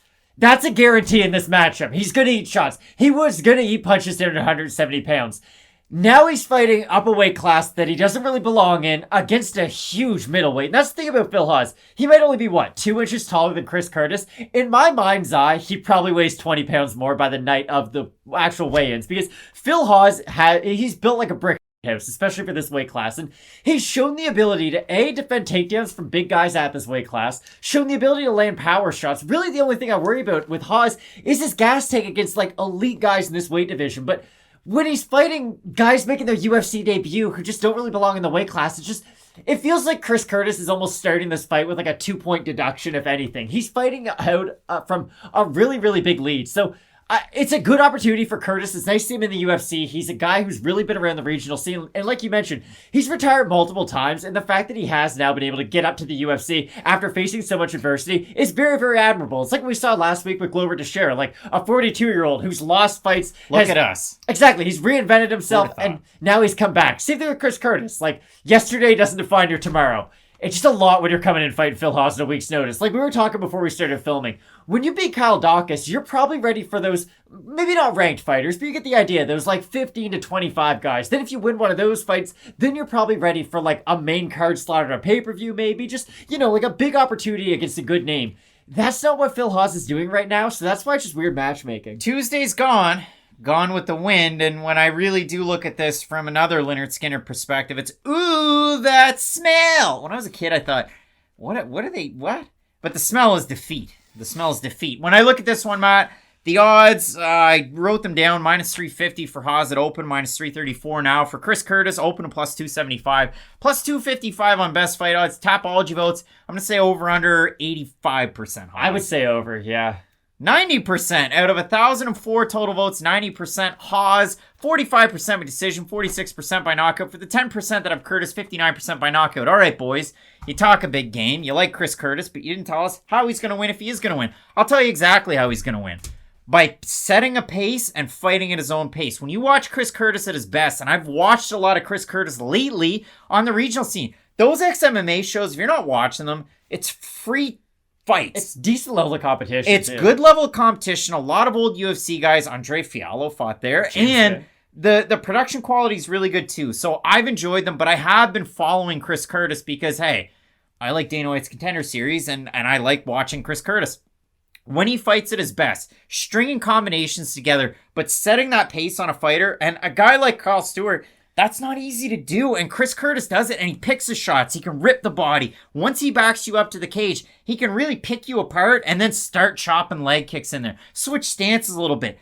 Give one to take one, and he does have a pretty good chin. I know, obviously, that's cost him in some fights, but that's what he's really good at, and I think at 170 it's going to be great. I just don't know how that translates. I see Phil Hawes going out there, and if he's got to put the wrestling shoes on, have a lot of success, and then win a fight. So for me, I like Phil Hawes. It's a little bit too much for Curtis, but man, if he blows the doors off of Phil Hawes, the sky's the limit. I would be impressed. Obviously, I'm going to be watching this fight either way, but I really like this one. But man, the deck is stacked against Chris Curtis. I have a hard time picking him. It's just a really hard debut. How many times have we said this recently where it's like, this guy should be really good. It's just, this is an awful opportunity given to them by the UFC. Kind of like with Benoit Saint Denis last weekend. Like, hey, he could be a good fighter down at 155 pounds, so why are you giving him an absolute killer at 170?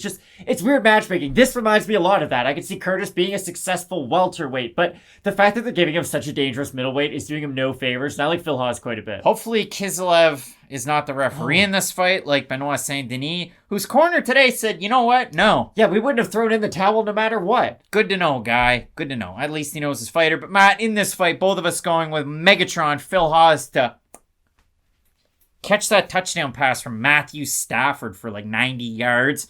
Throwing it back to you poor Lions fans. Yeah, both of us going Hawes in this one. Make sure you check out Question Mark Kicks 2 hours before the prelims. The QMK get moving on Saturday.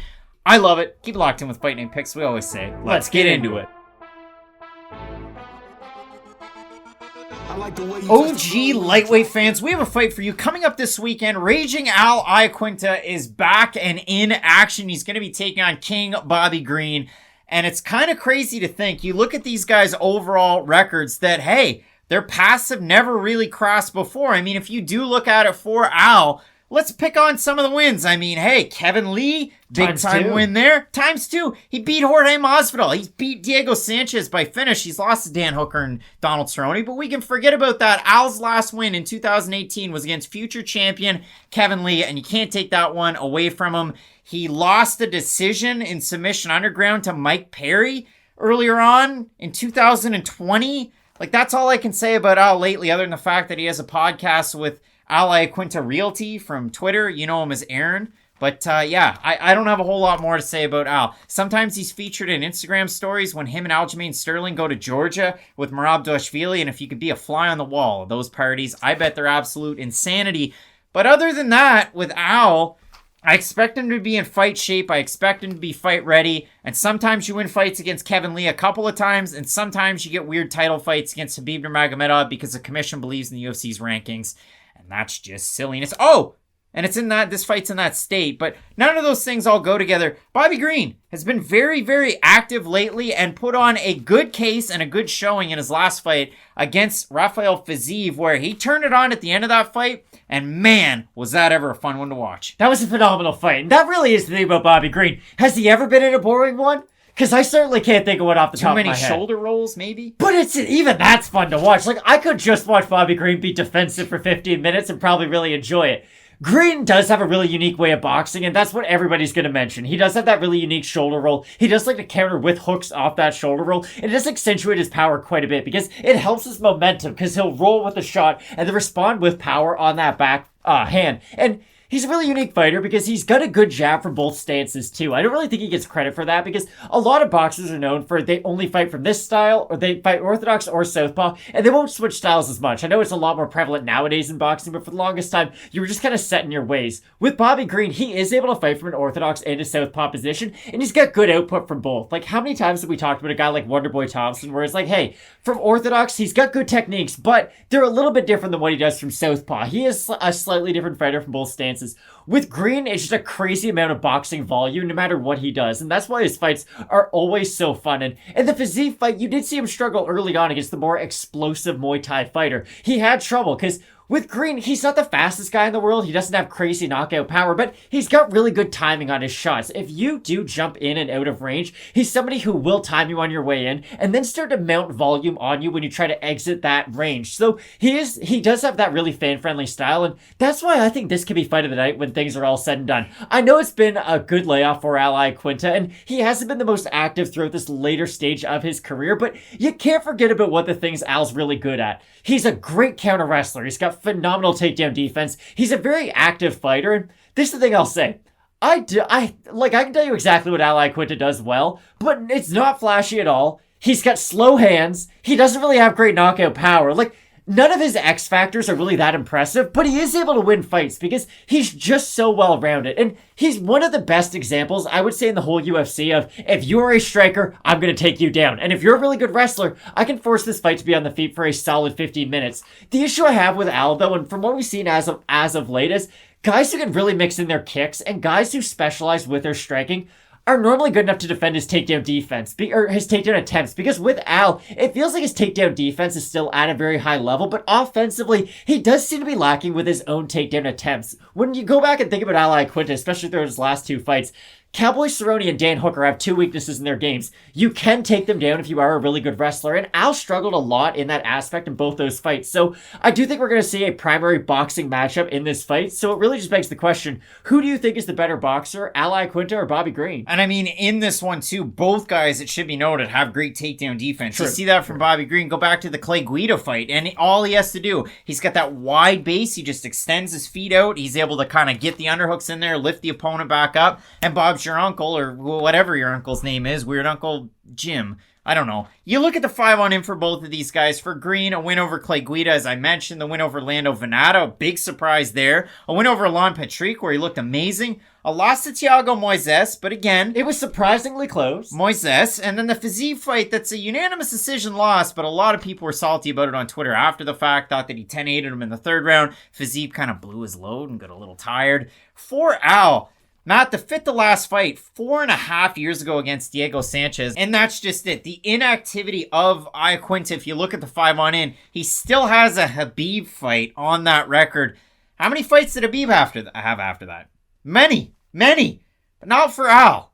Al didn't really fight a whole lot after that one, so the inactivity does scare me a little bit. I look at the odds. They open fairly close. Green a -130 favorite, -171 right now. For raging Al Iaquinta, open a +110. He's a +141. They both only had 3 fights since then. Yeah, but I mean, one guy's been retired for quite a while. Still, I'm just saying. Like, they've had specials about his retirement. For Al, he's got a show, and I like it. And he answers questions and takes calls. He's like the next Ariel Helwani. But I look at the Tapology votes for this one.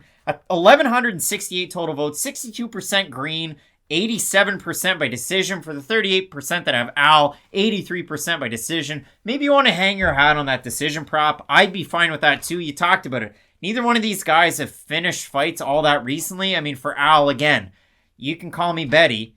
Betty, you can call me Al. 4.5 years ago, he finished Diego Sanchez, and that's when a lot of people thought Diego was done, so there is that. But I like Bobby Green in this fight. The activity I like.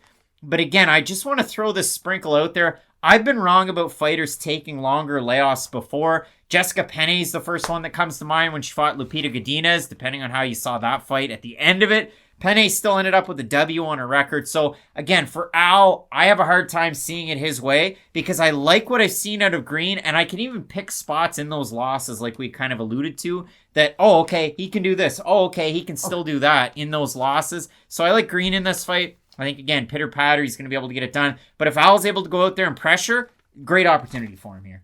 I agree with Bobby Green, and I think he is going to win. But if we're going to take positives from losses, Iaquinta did pretty good against Khabib Nurmagomedov, who's the greatest fighter of all time. He shouldn't box. What's he doing boxing? I'm just saying, if we're going to say, oh, Bobby Green looked good in his losses, then Iaquinta looked all right in some of his losses too. So I think we should give him that credit as well. The thing I will say about Al, though, is it feels like his last 2 fights, he has fallen off a little bit. Yeah, and I don't know if it's because of the damage he took in the Khabib fight, or if it is just he's more dedicated to, I don't even want to call it a side gig anymore, because he does seem to be a fairly successful real estate agent in the state of New York. So I just don't know if he's all that dedicated to being the lightweight champion anymore. And that's fine. He's 34. He has a very successful business outside the UFC. I still think Bobby Green is trying to get into the rankings, though. I know he's a little bit older, but I do think he's slightly more dedicated to the MMA game as a whole. He's been much more active as of late. And like you said, he put up competitive performances against guys like Moises and Fiziev, who are considered 2 good fighters in this division. I wouldn't say great. I say they're half a step short of that, but still very solid fighters. So I do like the recent activity out of Bobby Green, and I think he's going to be the more active fighter throughout this fight. I think it's going to be a great fight, and Iaquinta is probably not going to get knocked out. He's going to be there for all 3 rounds, but I do like the activity and the work rate of Bobby Green. Absolutely love the fight. Both of us going with California's own Bobby Green to get the win. Let us know down below who you have in this fight. A couple of pesky lightweight veterans going at it. Big time card coming up. Lightweights up near the top. Gaethje, Chandler, you're not going to want to miss it. So keep it locked in with Fight Night Picks. We always say, let's get into it. His name's Alex Pereira, and he's truly one of the most terrifying human beings alive. Bad motherfucker. Oh. With those kind words from Joe Rogan from the JRE podcast, let's give credit where it is definitely due. We have one of the biggest UFC debuts in forever, maybe? Alex Pereira making his debut, the first ever simultaneous 2-division glory champion at middleweight, then the interim light heavyweight champ, then he won the full-time belt. Forget about the rematch that he had where he lost it. That wasn't that long ago, but it was by decision. That's all right. He's going to be making his debut, taking on Greece's own Andreas Michailidis, a teammate of Colby Covington that's also on this card out of MMA Masters. And if we're talking about pure camp styles, for Michailidis, you get Covington, you get Miguel Baeza, Danny Chavez trains there too. A lot of notable UFC fighters out of a not so big gym down in the Miami area. But for Alex Pereira, he trains at Teixeira MMA and Fitness, and until last weekend, you might have gone, oh, okay, well, that's pretty good. I mean, who's there? Ciel Machado, there's some guys. Oh yeah, that light heavyweight champion of the world trains there alongside him in Glover Teixeira. So credit where credit's due for Teixeira. I don't know how many people saw that coming, but there's not that many of you out there. Now, Matt, Alex Pereira is coming into this fight with a giant head of steam. And if you look at just his overall MMA record, it's 3-1. He lost his first ever fight. He took a long time off between MMA fights, but since then he's looked good. His last MMA fight was in 2020, November of that year. Giant knockout win, very quick in that. But here's the thing. The overall record in kickboxing, 33-7, 21 wins by knockout. Matt, this guy's hands are lightning fast, and we talked about it before the video even started. His power's off the charts. When he lands any technique, it sounds like thunder. It really does.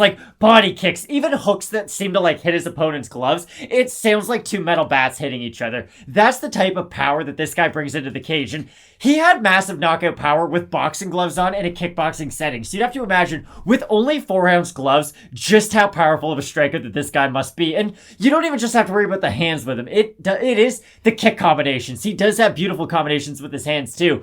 But like you said, this might be one of the more hyped up debuts in recent memory. I remember when Gokhan Saki fought, who was it? It was the Brazilian Luis Enrique. Thank you, Luis Enrique, who didn't have the best run in the UFC, who oddly did well to start out that fight, but we all remember the crazy highlight reel knockout that Saki had. Now, did Gokhan Saki have the most successful MMA career? No, not really, because he really was just like a kickboxer who decided to put on MMA gloves. And I do think Pereira will have a more successful MMA tenure. But this is what I will say about Alex Pereira and just his striking as a whole.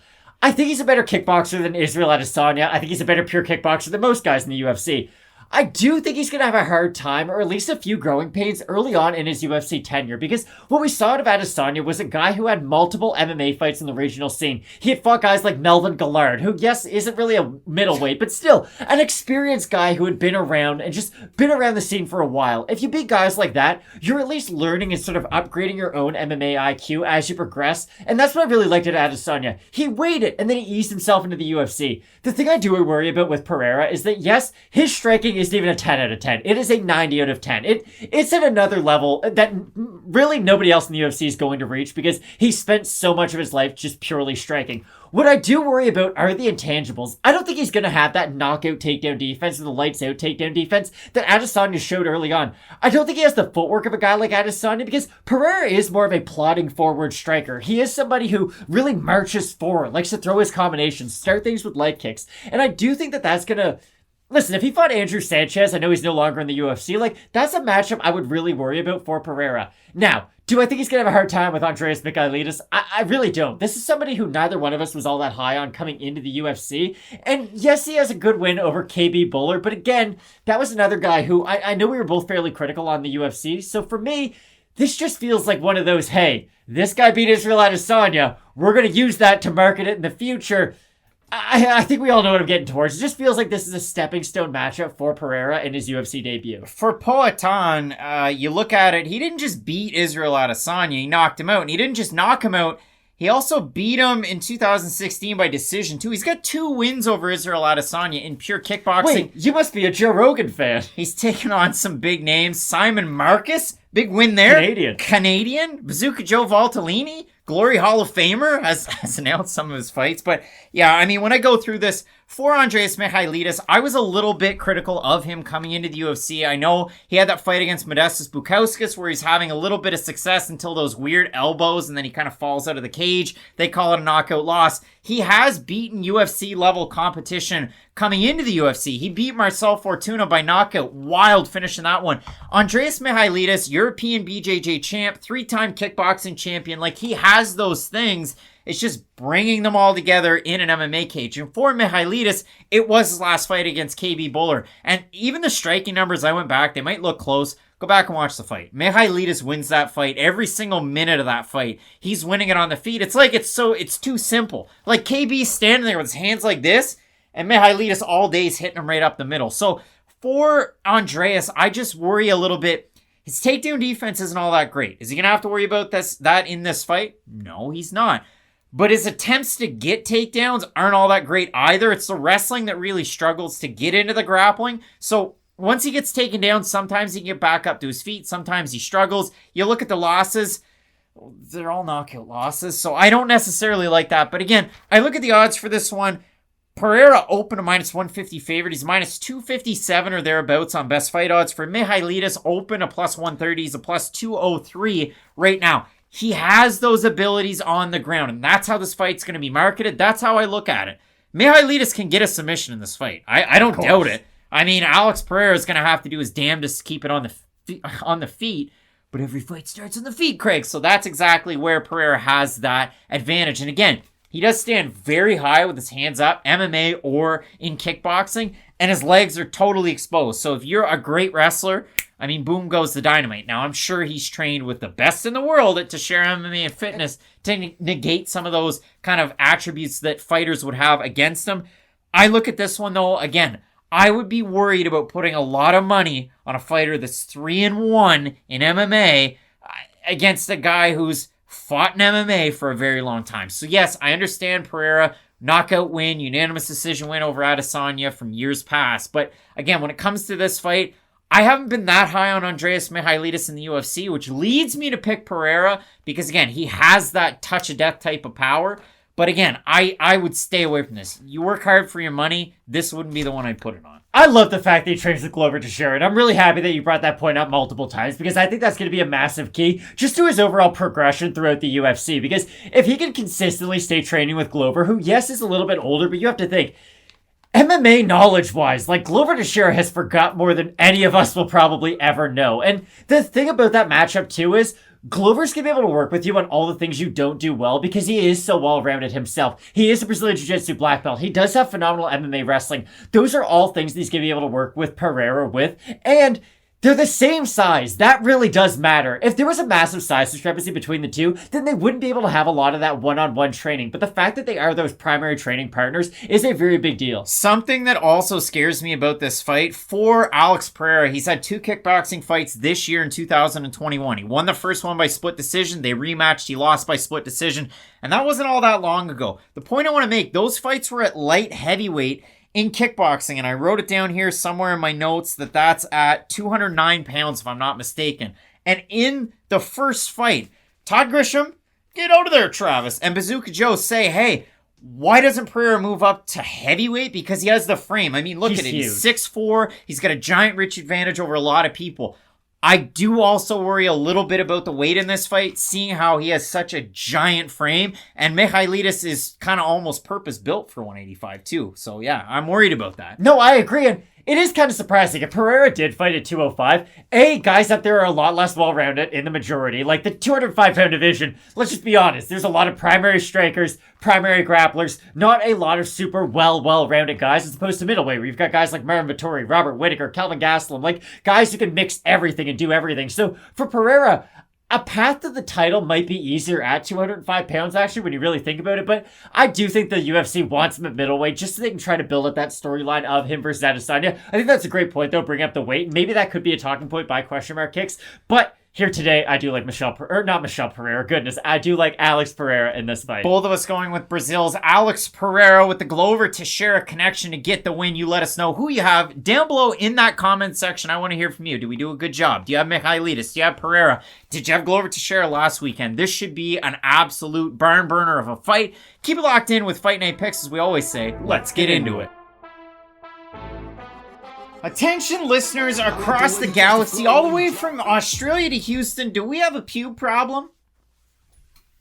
You know it! You know it! Let's go! Hey, if so, our friends at Manscaped, they have cleared you for takeoff with their 4th generation and brand new Lawnmower 4.0. Kick your pubes to the next planet with the Performance Package 4.0. The orbits in your pants will feel like you're in zero gravity when you use the best tools for the job from the leaders in male grooming. Join the 2 million men worldwide who trust Manscaped and get your rocket ready for takeoff by going to manscaped.com for 20% off and free shipping with code FNP. Now, Matt, we've talked about the product time and again. We have been long-time users, listeners, and talkers of Manscaped. You know where to find them. You know the promo code's FNP. So what can I tell you about them? Well, today I woke up, we're filming this on Monday, and I decided I need a little bit of a pick-me-up. I need a little bit of a spritz. I checked out the Crop Reviver Ball Toner. I spritzed a little bit on. Now, for me, did I go with those Manscaped boxers? You know I did. And if you throw in the Crop Reviver that I dropped on the floor, you know that you're going to have a good time. It ended up being quite a nice day. They also have in the Performance Package the Crop Preserver Ball Deodorant. And if it's really been a rough go and you really need a big pick-me-up, pop the cap, put a little bit of that salve on there. You're just going to slap it on there, and it's going to work the very best for you. But I mean, realistically, you know, you want an out-of-world experience. It's very, very likely that you're going to want that Lawnmower 4.0. Now, right now, I have it on. It's working like it should. You got the LED at the bottom. You have a 4000K LED light up the top. So if you have a shower, if you have a corner of a room, maybe you live under the stairs, you're going to want this so you can see what exactly you're doing when you're doing the work that you don't want anybody else to see, unless you do, but I don't. So the nice thing about this is, and it's something that I traveled with last week when I was away, the travel lock. 1, 2, 3, LEDs are going up. Hit it again. Well, look at that. They're off. 1, 2, 3, they're going down. And then there you go. We're back in business. So I don't have to worry about the whole charging aspect and losing my battery life with something buzzing in my suitcase when I don't mean to use it. The other nice thing about it is I can pop the top off. I can clean whatever is in there at the same time. I can grease that motor, get it moving, get it shaking. And then the best part about the entire thing for me, and I can only speak from my personal experience, and I know darn well I need to use this, the weed whacker, the nose and ear hair trimmer. You've heard it before. Ooh. Yeah, see, normally I go with one side, but they're pretty bad, and after the show, I'm going to be fixing it. So, make sure you check them out. It's manscaped.com. Use promo code FNP. You're going to get 20% off and free shipping with that code FNP at manscaped.com. Your dick and balls need some help. A clean trinity and beyond. Your space balls will thank you. So check them out. And listen, ultimately, I've had a really, really good time with them. They've been along for the ride for a number of months now. And ultimately, I really do like the products. Yeah, no, they've been great. We've been using them for a while, like you said. And like this whole thing started off, do you have a puke problem? No, because we've been using Manscaped for so long. And they do work really nice. I do like that it's really good for the shower because you don't have a great light in there. So it really lights the way, helps you out a little bit. And yeah, use promo code FNP for 20% off. Make sure you check them out. We have some big fights coming up on this main card. 2 title fights. Gaethje taking on Chandler. You're not going to want to miss any of it. So keep it locked in with Fight Night Picks, we always say. Let's get into it. Big time fight coming up this weekend. We have one of the best lightweights of all time in New Jersey's own, Tom's River's own, Frankie Edgar. The answer, some would say, the answer to the question why could be Chito Marlon Vera. And Matt, this is a fight where I was getting ready for it. I was on my phone on the weekend. And if anybody didn't know, we're brothers. I mean, every single week, people just don't even realize it. I don't know how. We have the same last name. We look the same. We talk the same. We talk about MMA. But still, I'm sitting there texting our dad. And I was like, yep, big card this weekend. But hey, wait, there's more. There's pay-per-view coming up this week. And I texted him and I went, Frankie Edgar's 40. Like, how crazy is that? I remember getting excited for Frankie Edgar fights years ago, and for people that you guys must be like the Conor McGregor era.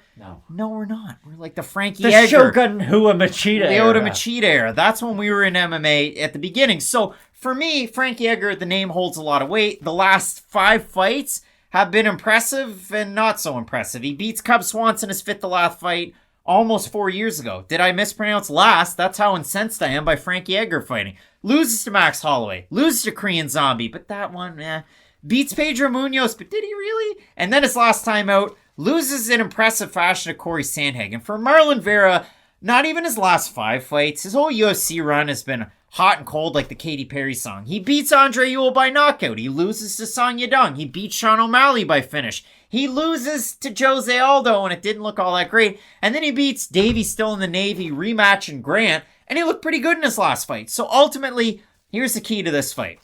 Is Frankie Edgar durable anymore? Because I know he's still a good wrestler, and I know out of that fight against Pedro Munoz that he can still fight with a high rate, good volume too. I thought I thought Pedro won that fight 3 rounds to 2, but regardless, a competitive fight. And one of the best fights of the year. Yeah, a competitive fight and a great one. And for Chito Vera, I know his takedown defense isn't all that great. And sometimes he can get caught in a mirror, but on his best day, he looks really, really good. Like Davey Grant's old, sure.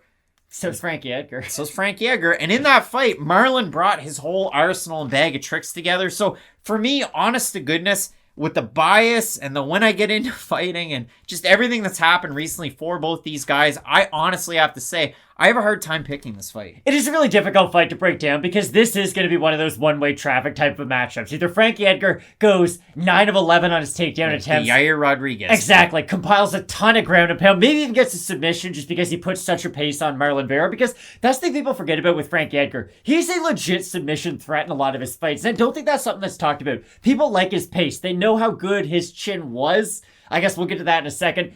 But there is a lot to like still about Frankie Edgar. It does come down to how durable is Edgar. And it's been weird because he ate a lot of big power shots in that Pedro Munoz fight. We all know how heavy-handed a guy like Munoz is, and Edgar was still able to get through a grueling 5-round war with him.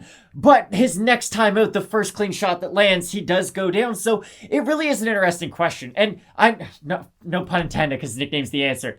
I feel like this is Marlon Vera's last chance, though, at the elite. And I guess I'll kind of give it back to you on this, because His first big opportunity at the top 15 was John Lineker. A lot of people forget that he did fight John Lineker back in the day when John Lineker was still a very well-known top contender. So he loses to John Lineker, no big deal. You then go down and fight Douglas Silva de Andrade.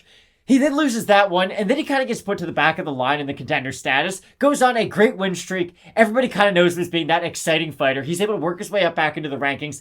Has the controversial loss to Song Yadong. I know a lot of people who thought Marlon Vera won that fight. It was very close, but you can see the trend here. He's fought Song Yadong, a top 15 guy, and he loses. He fights Jose Aldo, a top 5 guy, loses to him. And John Lineker at the time was at a minimum a top 10 talent, and on his best day was the top 5 guy.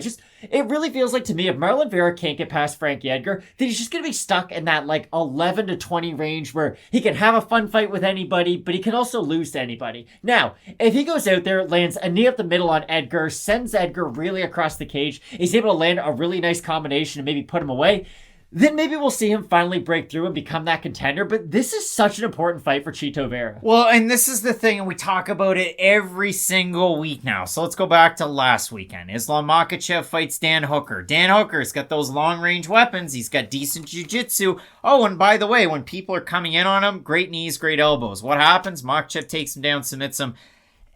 One of the most impressive, grabs his arm. Oh, we're in a Kimura. Oh, well, that's over. You could see that. And then hopefully for Danny's all right, because I kind of heard after the fact that Islam was cranking on it, but the referee didn't do anything, so he didn't know what to do. So hopefully Dan's arm's all right. In this fight, I think Frankie Edgar can get the takedown 10 times out of 10. When you have elite wrestling like that against a guy like Marlon Vera, you're going to be able to get the takedown easily. Can Marlon Vera hit him before he comes in for it? Can he keep the fight standing? And can he threaten with jiu-jitsu when it's on the mat? Those are the things that I'm not so sure of. Also, again, Frankie Edgar's chin's been checked multiple times lately, so we'll have to see how that holds up too. And that's why it's such a volatile matchup. The ways that we've laid this out are Frank Edgar wins at 30-25, or Marlon Vera gets a crazy posterization knockout, and we all go crazy and we think he's a top 10 fighter. And that's really the only way this fight goes. Now, the more we've talked about it, of course, Frankie Edgar should win this fight up until any major action does happen. And I know I've been really caught up in this point, but we see this a lot in fights where one guy's just winning sort of the in-betweens. He's winning the range fight. He's winning just being a more active guy, but then he gets caught by something big. And Marlon Vera has that ability, but I'm going to go back to my point about the Nassourdine Imavov and Edmen Shahbazyan fight. Imavov doesn't have this crazy level of output, and he doesn't have this crazy knockout ability. I kind of put Marlon Vera in that same category where he can put you down if he lands a clean shot, and he doesn't have bad output by any means, but he really needs both of those things to be really successful in an MMA fight. And I don't know if he's going to be able to win that output battle against a guy like Frankie Edgar, because unless you do hit Edgar with something hard enough to really hurt him, he's going to be in your face all day long. He's going to be threatening with takedown attempts. And he does have that Clay Guida X factor where it's, hey, no matter what we're doing, I'm doing something. So I know Edgar's 40 years old. I know that's not a good age at bantamweight, but I do kind of like him in this fight. He just turned 40 3 weeks ago. He's a man. He is. He's 40. Mike Gundy, Matt, in terms of the total votes on Tapology, 1,200 of them, 68% with Vera, 59% by decision, 31% by knockout. For the 32% that have Edgar, 87% by decision. I'm halfway surprised that many people have Marlon Vera to win. I'm very surprised that the majority have him to win by decision. That's not that easy. He was losing a decision to Brad Pickett before he knocked him out. You have to remember that. That didn't even happen. That was UFC London, Jimmy Manuel versus Corey Anderson. So it was a little while ago, but still. Levels to this. You get the idea, though. Brad Pickett in his retirement fight. And I've got nothing but respect for Brad Pickett, but still. He was pretty far over the hill by the time it was all said and done. He was putting up a really good performance against Marlon Vera until he did eat a head kick. So it's hard to rely on Marlon to really put out a crazy output and beat anybody based on numbers and volume. Really, if I go look at Queen News of the World, you know it as the episode that, Family Guy had a lot of fun with. Matt got the record because I liked it. For me, for Christmas, that sentence didn't make any sense, but there's one song that's on this record that does. Fight from the Inside. That's actually a real what Frankie song. has to do. That's what Frankie's got to do, Matt. News of the World. You got to fight from the inside. I think Frankie Edgar is going to be able to get it done with that wrestling X factor. The fun fight is going to be when Marlon Vera, if and when he wins by finish, but I like Edgar due to the activity that he has once he's inside that cage and the wrestling. Can Vera knock him out? If it happens, you're going to love it. It's going to be like when Makwan Amirkhani got finished by Lerone Murphy, and it could be a first round like that, and then the second round, insert Marlon in place of Lerone, and there we go, it's over. For me, I actually like the underdog in this one. I'm going with Frankie Edgar. I agree. Matt, both of us going with Frankie Edgar to get the win in 2021 at 40 years old against a guy that can finish. Yes, Yikes. we are. You let us know down below in the comments section who's getting the win. Marlon Vera is a minus 168 average favorite. Frankie Edgar plus 139. We've got Edgar. Are we crazy? Keep it locked in with Fight Night Picks, as we always say. Let's get into it.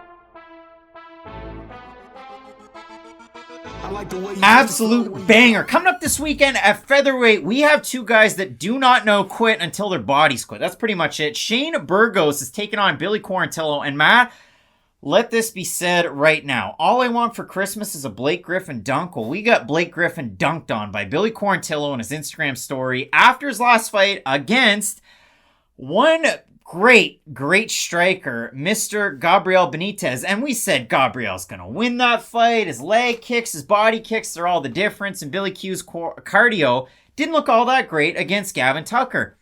Well, again, we get dunked on all over the internet. Everybody made fun of us. And so what? Who cares? We have fun. We move on. We're in the good graces of Billy Q. I had a great conversation with him after the fact. And he said, yeah, in the Tucker fight, a body kick made the difference. That's what led to the cardio issues in the fight. And then since then, all he did was core and ab workouts, and that's why it went on. And Billy has been a cardio king except for in that one fight. So don't let that one outlier define the man and his whole career.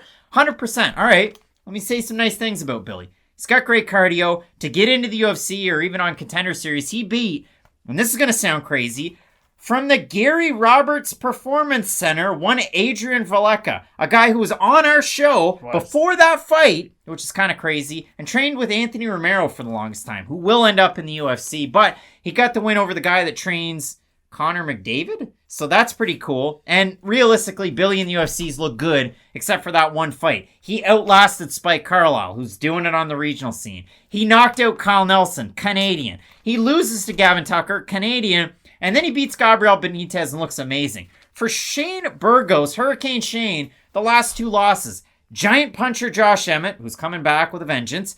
Giant puncher Edson Barboza. But before that, the wins over Kurt Hollabaugh, Cub Swanson. And Matt, I'm too excited about this fight. You are. Makwan Amirkhani. So I love this one because for Burgos, we don't often see Tiger Schulman strikers. And when we do, it's Jimmy Rivera, Shane Burgos, and oh, by the way, Julio Arce. And I love what they do.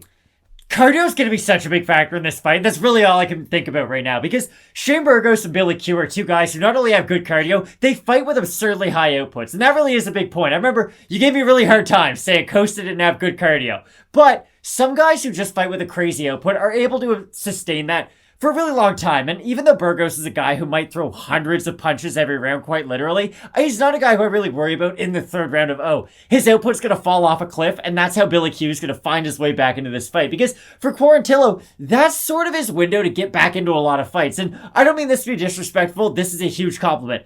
Normally, he's not the most technical guy in his fights. Normally, he's fighting a guy who just their strikes might be a little bit more technical. They might be faster. They might have more knockout power. But he's such a well-rounded MMA fighter and somebody who does have that grit and grind sort of a style. And the thing I really like about Billy Q is that he does put a pressure on guys to where it's going to really sap their gas tank. And body shots are going to be a really big key to this fight. I'm glad you brought that up about Gavin Tucker and Billy Q because Tucker's not the only guy who throws a lot of body shots in this division. Shane Burgos is somebody who likes to start his boxing combinations by starting with hooks to the body and then going back up to the top. And I think that's going to be a really big key to this fight because let's say both guys do have very similar cardio, very similar outputs in their UFC tenures and careers up until this point.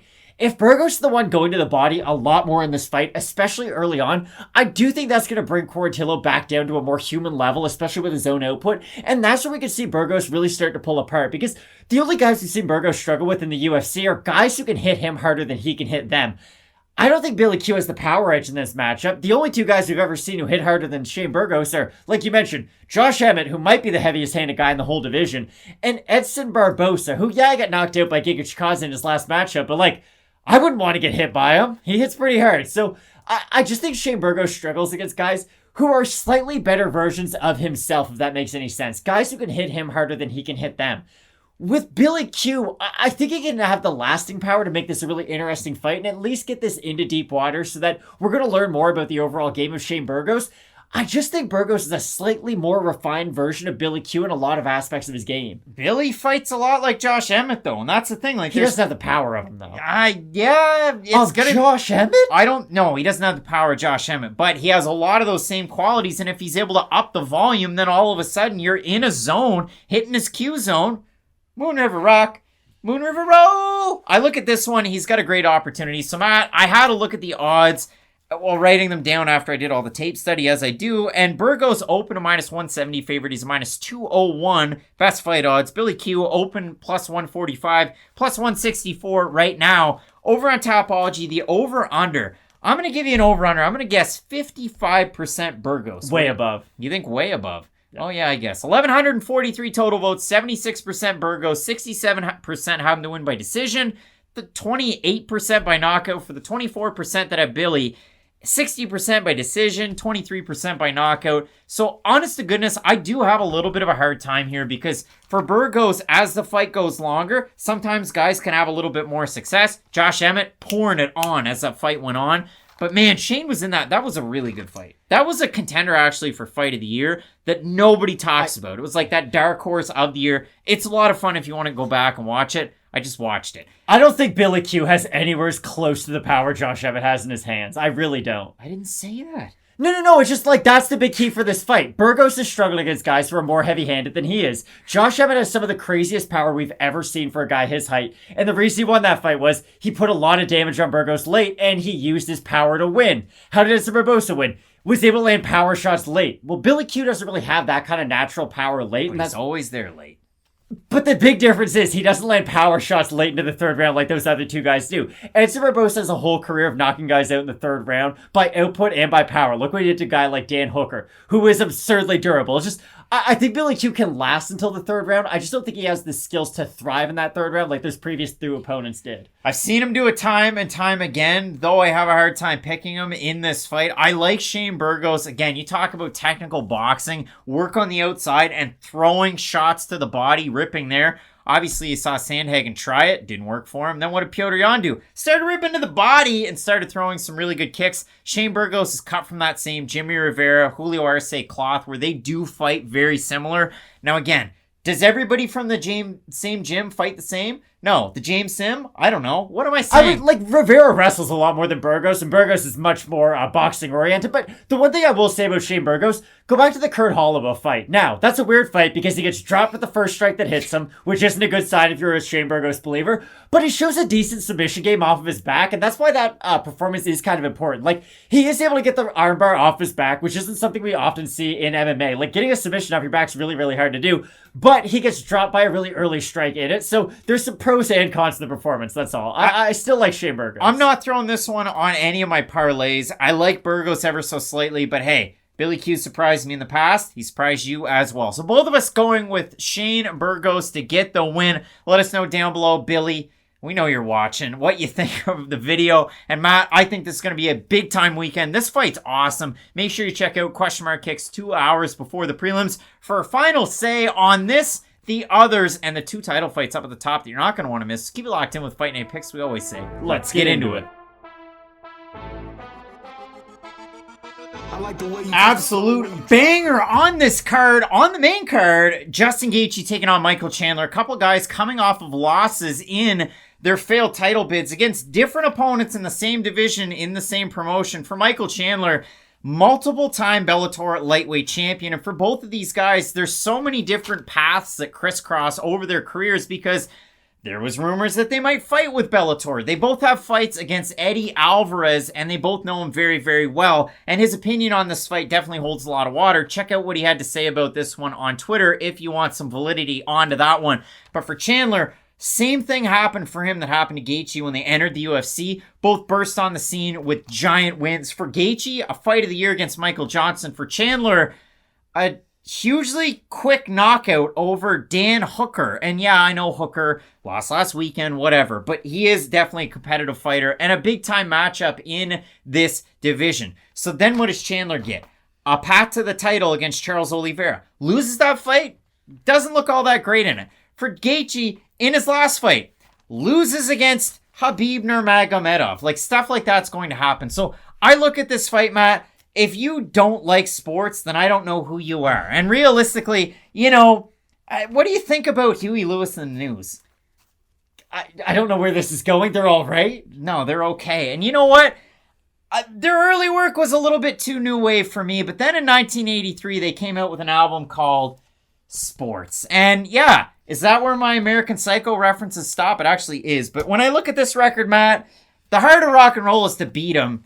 And these guys have heart for days, and they're awesome strikers, and they're also guys that have wildly successful wrestling careers coming into MMA, and they use them primarily when they started. For Gaethje, slam knockouts for guys, or against guys. For Michael Chandler, he'd wrestle. What was his MMA debut in Strikeforce? He fought, you want to talk music? He fought, Creed Scott Stapp. But not that Scott Stapp, but that's not really a common name. Regardless, these guys have that in their back pockets, but they're awesomely explosive strikers, and that's what makes this fight so much fun. These guys are both two sides of the exact same coin, because like you had said, they're both extremely powerful punchers, they both have very nice striking games, but they use their wrestling in very different ways. With Justin Gaethje, he is from that Chuck Liddell mindset, where it's like, hey, I have my wrestling, but let's really use it as more of a defensive tactic than an offensive weapon, whereas Michael Chandler is not afraid to go out there, shoot a double leg takedown, chain some single legs, and go for the submission win, or try to ground and pound his opponent. I would say Chandler's the more well-rounded out of these two, although both share a very similar skill set. It's just the way that they use them is very different. I will say, though, Gaethje's wrestling might be somewhat overblown, and I do think that has to be said. This is something I'm very big on, where it's, yes, you have these great accolades outside of the cage, but when was the last time we saw you actually use them in an MMA scenario? We've never seen Justin Gaethje offensively wrestle in the UFC, and he's been in the UFC for a little while now. And even go back to when Poirier knocked him out. I'll never forget the call that Daniel Cormier had, where Poirier cracks him with the left straight. Gaethje's hurt, and Daniel Cormier says, and Justin Gaethje, the All-American wrestler, doesn't have the wherewithal to shoot for a takedown. Even Justin Gaethje, when he is rocked, when he is about to lose a fight, doesn't go back to what his natural instincts are. Even Conor McGregor talks about this, where when I hit wrestlers, they panic wrestle because that's their instinct. Justin Gaethje is so far removed from being that natural wrestler that even when he is hurt and goes back to his primary instincts, those instincts are no longer to try and wrestle my opponent. They're to respond with big power shots, which, yes, it gets in these crazy highlight reel wins, but I am concerned when he fights a guy like Michael Chandler, who, when he does decide to, could just shoot takedowns all day long. Well, the craziest part about it is they talk in the UFC's countdown this week a bit about Chandler's wrestling, but a lot about Justin Gaethje's wrestling. He goes back to the University of Northern Colorado. They put him in their Hall of Fame. Then he goes to a football game, and it's like, hey, here's Justin Gaethje, and some people stand up and clap, and it's weird. It's just really weird. Because, again, when he was an amateur and then an early pro, throwing guys, slam knockouts. It was like he was, I don't know, Gerald Harris, Kurt Angle, or Kurt Angle. Well, really, the Kurt Angle of this whole week is Colby Covington. But still, when you focus on just this fight, there's so much fun. Because for Chandler, he fights and punches until he gets knocked out. For Justin Gaethje, he does more of the same. I mean, for Chandler, it's not that long ago where he got knocked out by Patricio Pitbull, a guy that I thought wasn't going to lose till the end of time until he did. And then for Michael Chandler, like, it's just crazy. His last time out against Charles Oliveira, where, I mean, he gets himself into some bad spots. And he gets finished in that one, too. So I love this fight because, listen, it really is kill or be killed. The question I actually have for you before we move on, are you surprised that they didn't make this one a 5-round featured fight like they did Diaz and Lawler? I'm not surprised. Now listen, did the fan in me want to see this fight for 5 rounds? Of course. I don't know anybody who wouldn't want to see Michael Chandler fight Justin Gaethje for 25 minutes. Now, the good news is, I don't really think the time limit's going to matter because we're probably going to get a finish in this matchup no matter what. But Just the fact that neither guy seems to be that A-tier superstar in the UFC is probably the reason why they're not doing the 5 rounds. I think they are A-tier superstars. I think they're slightly below that personally, because for me, I really think the only A-tier superstars in the UFC right now are like Conor McGregor, Nate Diaz, maybe Jorge Masvidal, and that's it. Justin Gaethje hasn't fought in over a year, so I don't really think he has the star potential that he once did, and Michael Chandler is coming off a loss in a title fight. I do think both guys' star has somewhat been diminished since then. I don't agree with you at all. So that's fine, but it's 2 guys coming off of losses, so I don't really think either guy deserves a 5-round slot. Petr Yan came off a loss fighting Corey Sandhagen. He was in a title fight where everybody thought he was going to win, and the other guy won, or the other guy was in there because of injury. You know exactly why those guys got title shots. Justin Gaethje. And it was for a title. This isn't. Justin Gaethje opened a minus 140 underdog. He's minus 198 right now. For Michael Chandler, open a plus 120. He's now a plus 162. The other thing to note, this is the beginning of the Whitman zone. This is 3 straight fighters out of Elevation Fight Team. You have Gaethje in the red corner, presumably. You have Rose Namajunas, the champion. You have Kamaru Usman, the champion. It's not often that you see that out of a very, very small cluster of fighters. I love to see that. Again, I think this is going to be a great fight. It's going to come down to chins, maybe wrestling. It's really hard to tell, but both guys, when they sling leather, that's when it's the most fun. That's why I like this one. So the way I look at this fight is Justin Gaethje has the one-punch capability to knock out Michael Chandler. That's not a hot take. Everybody knows that. We've been saying this for a long time, though. I remember doing the fight companion for Charles Oliveira and Michael Chandler, and people came after Craig and I in the chat because Oliveira gets dropped in the first round, and that's what we have to say right now. Michael Chandler didn't look bad in that fight at all. He probably 10-8'd Charles Oliveira in the first round, then he gets knocked out in the first exchange in the second round. But Michael Chandler's looking really good. He gets hit by a shot, and I remember clear as day saying, right when he gets hit by that first shot, which hurts him, I go, oh, it's over. Because Michael Chandler does not recover well from getting dropped at all. He's somebody where it's one of those, like, bend, never break. Once his chin goes, he has a really hard time recovering in fights. And I think that's going to be a really big issue against Gaethje. Now, the flip side is that I think Michael Chandler only needs 1 takedown on Justin Gaethje to submit him. I really do think this is one of those, like, if Chandler gets 1 takedown, it's over. And if Michael Chandler lands 1 big power shot, it's over. I really do see this fight as cut and dry as that. The only thing for me, and again, it's a fight that I went back and watched before the last Bellator event, and then I watched it getting ready for this one. It's a fight against Brent Primus. And in that fight, was there a clash of heads? Was there a strike? Whatever. In that fight, Chandler gets rocked, and then Primus has a great opportunity to finish him. But what happens after that moment? Because that's early on in the fight. What happens after that? 23 minutes of ground and pound? 23 minutes of Michael Chandler out-wrestling and out-grappling one of the best grapplers at lightweight. And listen, you might go, oh, Craig, what are you talking about? You don't know what you're saying. Brent Primus has an omoplata win not that long ago and just out-grappled Benson Henderson at 155. So just, again, Benson Henderson, he's a little old, to be fair. But he's a really good grappler when it's cut and dry. And Brent Primus is a guy that seems to think that he could out-grapple anybody at 155, and I'd be there for it. I'd be watching it. Let's just say that. Chandler's got a great opportunity in this fight. He's the underdog. Gaethje's got a good opportunity, too. He's a favorite. Let's look at the Topology votes. Over under 65% Gaethje. I think it'll be under. I think this will be very close. Wow. 1,294 total votes, 78% Gaethje, 86% by knockout. For the 22% that have Chandler, 58% by knockout. These guys have had knock him out, drag him out fights.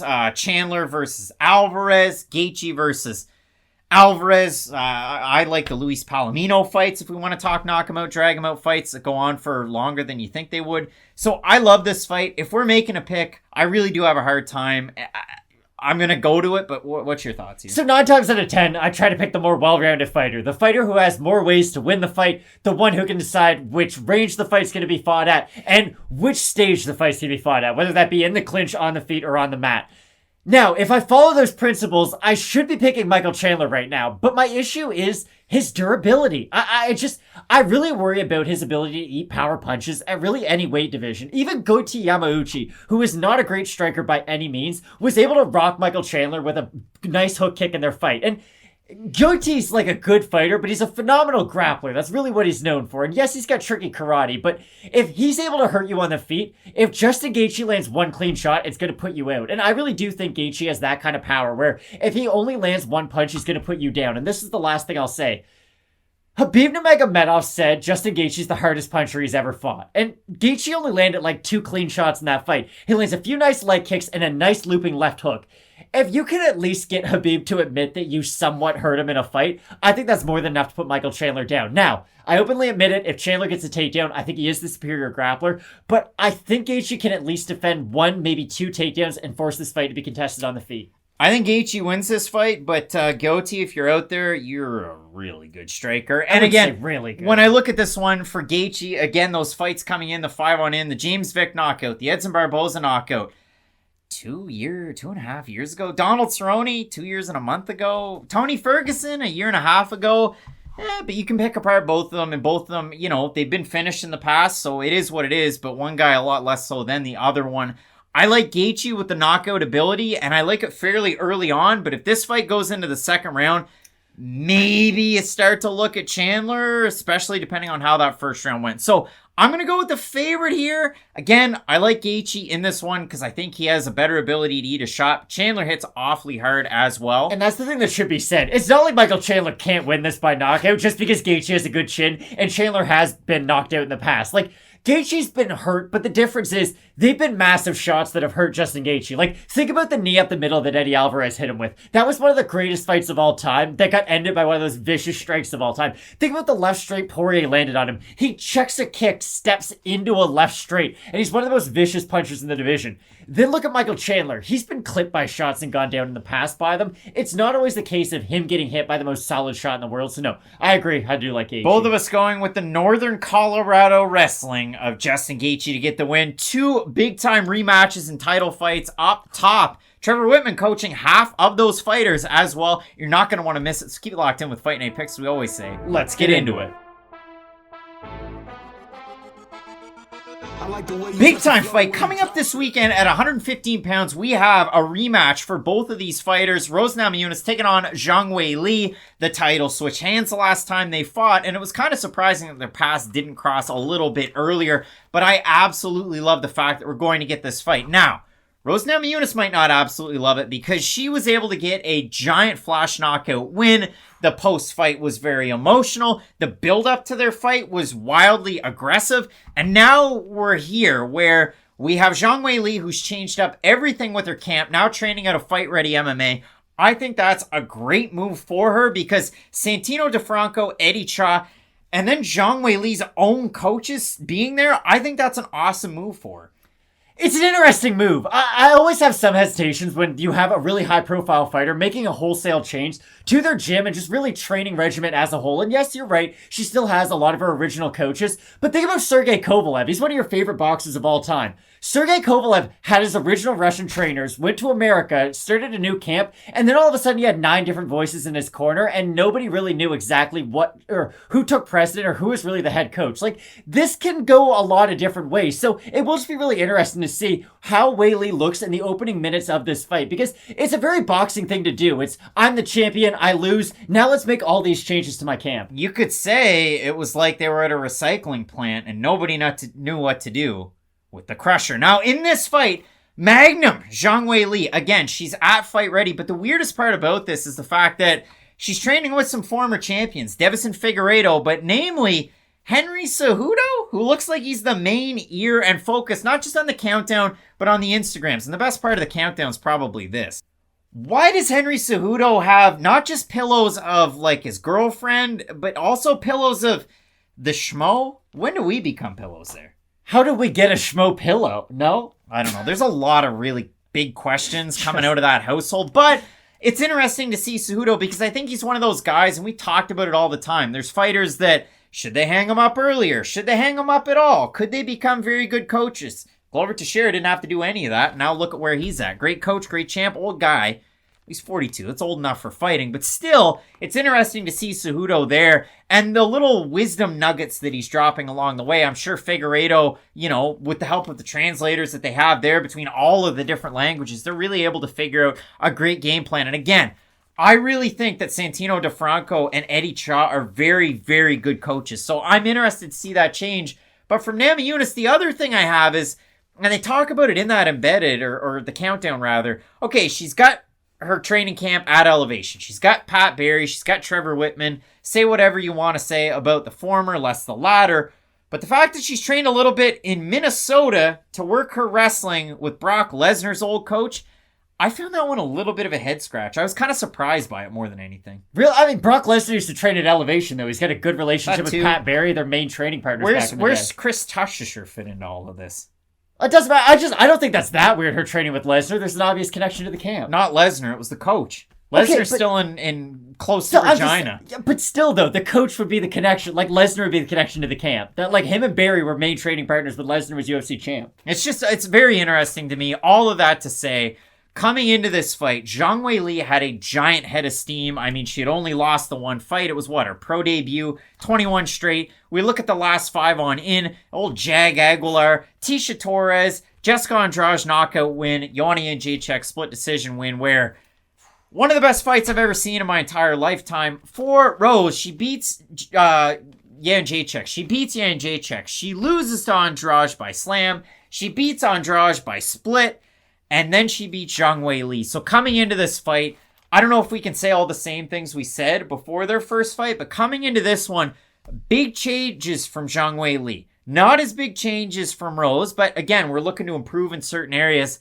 I love the fight because you talk about what both these women are good at. Not necessarily the same things, really. They're not, although they both are extremely well-rounded. They just kind of get it done in slightly different ways. And it is interesting. If you had told me before their first fight that Rose Namajunas had more power than Zhang Weili, I'd look at you sideways and think you're crazy. I wouldn't believe you at all. I understand Rose had knocked out Joanna, but still, Joanna had the weird weight cut. They had the rematch. That was a phenomenal fight.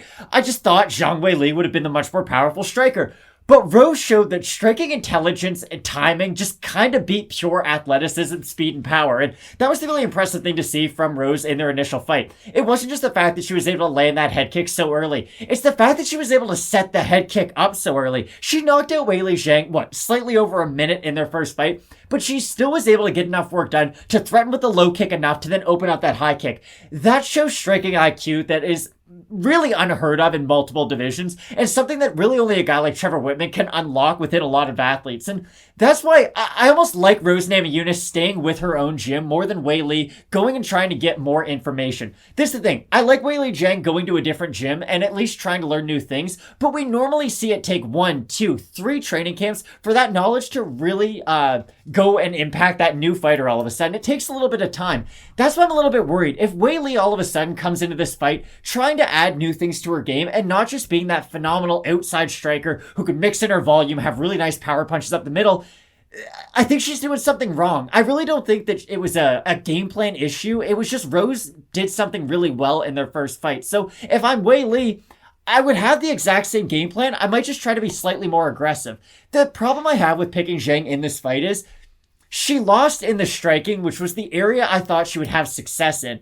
We didn't even see any grappling between these two women, and Rose Namajunas might be the trickiest jiu-jitsu player in this division. Her grappling, to me, is almost like Aljamain Sterling's, and that's kind of the comp I want to use for Rose Namajunas. I know Rose might have more power than Aljo, which is weird, you wouldn't really think of that, but just think of the way they fight. Rose, an unorthodox striker from the outside, mixes in her volume, can fight from both stances, but her bread and butter is once she gets fighters to the ground, she's so tricky and she can overwhelm her opponent with multiple passing attempts, ground and pound threats, and then open submissions up. It's just, after seeing what we saw in the first fight, now I think Weili will struggle a little bit on the feet with Rose, which is something I didn't think was going to happen in the first fight. And I definitely think Rose is the better grappler out of these two. I don't know what area of Zhang's game she could massively improve upon, and then it would all of a sudden show in this fight. I think you're going to see a more technical game plan out of her. Again, made a little bit of a mistake, has to make some adjustments here and there, and I think wrestling with somebody like Figueiredo, somebody like Cejudo, everybody that they have at Fight Ready, hell, throw Tracy Cortez in there. It's tough to wrestle Rose, though. Vanessa Demopoulos is there. You get to work a little bit of that ground game. But you look at this one, the odds, they are at par. Where do they open? At par. I mean, slight movement. Weili's way, actually. She's a little bit more, like a minus 115 to minus 105, thereabouts. The votes on Tapology are going to be new to us. They're going to be new to you. So I'm going to guess 70% Rose Namajunas over under. I was thinking 60-40 Rose, so I'll say under. 68% Namajunas out of 1,264 total votes, 61% by decision. For the 32% that have Zhang Weili, 55% by decision, 35% by knockout. More actually have, so if I go back to that graphic, 24% have Namajunas to win by knockout, to 35% that have Zhang Weili to win by knockout. That kind of surprises me based off of what we saw, but hey, People aren't taking recency bias into account. That's cool. That's all right. My question for you, I guess, is since Weili is such a well-rounded MMA fighter, she's shown that in the past. I know she's a primary striker, but she's shown the ability to grapple and wrestle in the past. What would you recommend she does try to add to her skill set to beat someone like Rose? And I know that's a hard question to just answer, but you're fighting another person who is well-rounded, who has that similar game. It's just, what could Weili do so much different in this fight? Weili, I know you're not listening, but if it was me, pitter-patter on the outside, kind of wear her down in the first and second rounds, and then turn it on rounds 3 and 4 and 5. Fair enough. That's it. But I don't think she's listening. It'd be like me talking to the wall. We have fans who watch these, Craig. You're more talking to them to tell them about different areas both fighters can have success in. That's what I would see. Like, if you wanted to see something improve from Zhang Weili, that's what I would suggest to her, because that's a question that you asked me. But realistically, in this one, having seen that Rose can stand and trade, and she did it with Joanna too, so you got to really consider that in 2 different fights. But if it ever goes to the mat, I don't want to see Zhang Weili coming into this fight really aggressive with the takedowns and whatnot. That's where you're going to get in trouble, and that's the gym that she went to kind of accentuate certain areas. I thought about this one. I've racked my brain about this all week, trying to think about the pick, and maybe it'll change on Saturday. I'm a human being, so I might change my pick, but right now I have Rose Namajunas in the rematch. So do I. This is a really close fight, and if Weili was a much more aggressive version, if she was able to close the distance on Rose, Which we've seen before. Exactly, not let Rose get off with some of her kicks and long-range weapons, then I do think Weili has a path to victory. It's just, once you take into consideration the fact that we didn't even get to see these two grapple, and we know that Rose is one of the best jiu-jitsu players in the division, it's really hard to pick against Thug Rose. In this fight, both of us going Thug Rose, Thug Rose, Thug Rose to get the win. Let us know down below in the comments section who you have in this fight. Absolute banger at 115 and another big-time fight in a rematch up at the top. 170 gold. Kamaru Usman. Looking like the best welterweight we've ever seen since, and maybe even better than Georges St. Pierre. Taking on a guy that talks to nerds and virgins a lot on the internet. And Colby Covington, big time fight that you're not going to want to miss. Keep it locked in with Fight Night Picks. We always say, let's get into it. Big time rematch in our main event of UFC 268. Kamaru Usman taking on Colby Covington for the second time. As always, one half of your hosting duo, Craig Allan. You can find me on Twitter and Instagram at Craig Allan FNP. With me to my left, to your right, Matt Allan on the respective socials at Matt Allan FNP. And Matt, I'm going to put a challenge out there to the fans of Fight Night Picks. We get 1,000 likes for this video on question mark kicks. I'll do something crazy. That could be anything. 1,000 likes for this video, something crazy. And listen, I'll even make it a better challenge. If you're watching the individual video, I'll add those likes to the main card video, and then it's going to be double the crazy. Now, I haven't said what I'm going to do. It could be anything, but what I do know is crazy. Colby Covington's taking on Kamaru Usman. That fight's going to be insane. What are you thinking? I'm really excited for this matchup, but I hate to hand it back off to you so quick, but I had this planned out from the beginning. Do you feel like the hype's been around here for the rematch compared to their first fight? Because I don't feel like there's been that much hype surrounding this main event and this pay-per-view that much this weekend. Maybe that's just a byproduct because we're just coming off of another pay-per-view and numbered event, but it just, to me, it doesn't seem like the hype's really there. Well, and the weird thing about this one is the fact that Colby Covington's last win was just over a year ago, and for Kamaru Usman, his last win about 6 months ago when he knocked out Jorge Masvidal. And I gotta say, that's one of the most impressive knockouts I've ever seen in MMA, and I watch a lot of MMA, and that's insane. Why? Because everything I knew about Kamaru Usman, yeah, I had just seen the Gilbert Burns fight, and it was great, whatever. This guy's a wrestler, and when things get tough, he wrestles. What did he do in that fight? He beat Jorge Masvidal at the thing that he's good at and knocked him out cold. And it was, like, extremely impressive. And then he knocked out his friend Gilbert Burns before that, and then he, on technicality, TKO, but he finished Colby Covington. And were the broken jaw pictures a bad Photoshop like Colby Covington's been saying? I don't know. But I do know that the finish is a TKO win on his record, and Covington's still talking about that, just like he talks to all you nerds and virgins out there on the internet. It's weird that every video he frames as a promo is to nerds and virgins. It's like he knows his target audience. Like Alexander Volkanovski famously said when he was on stage with Colby Covington, though, there's nothing wrong with being a nerd and a virgin. And it was pretty funny, because what are you going to do? Talk bad about Alexander Volkanovski, one of the badder men of all time. This thing about Colby Covington, it feels like a lot of people, or at least from what I've heard, people just assume that he's made these massive gains since the first fight that he had with Kamaru Usman. And you can point somewhat to the Tyron Woodley matchup that he had shortly after their first fight, but The problem I have with putting a lot of stock into that is, are we giving Jake Paul the next UFC title shot? Because it is kind of funny that Colby Covington and Jake Paul do have the same last win. The weirdest part about this whole thing is the fact that if you watch any of the promo or what I've seen lately, and I'm serious, I've watched some of it, you might get a little tidbit of info here and there. Covington's performance against Woodley isn't accentuated at all, and that's really weird. Like, that was a good win. He looked amazing in that fight. Did Woodley look bad? A little bit's probably that, but Covington looked really good, so to his credit, that's a hugely important win over a guy. And Tyron Woodley, this is hard. This is like looking at BJ Penn today and going, that guy's running for governor. He was a bad UFC fighter. He's one of the best lightweights of all time. I mean, he won 2 belts before anybody else did it.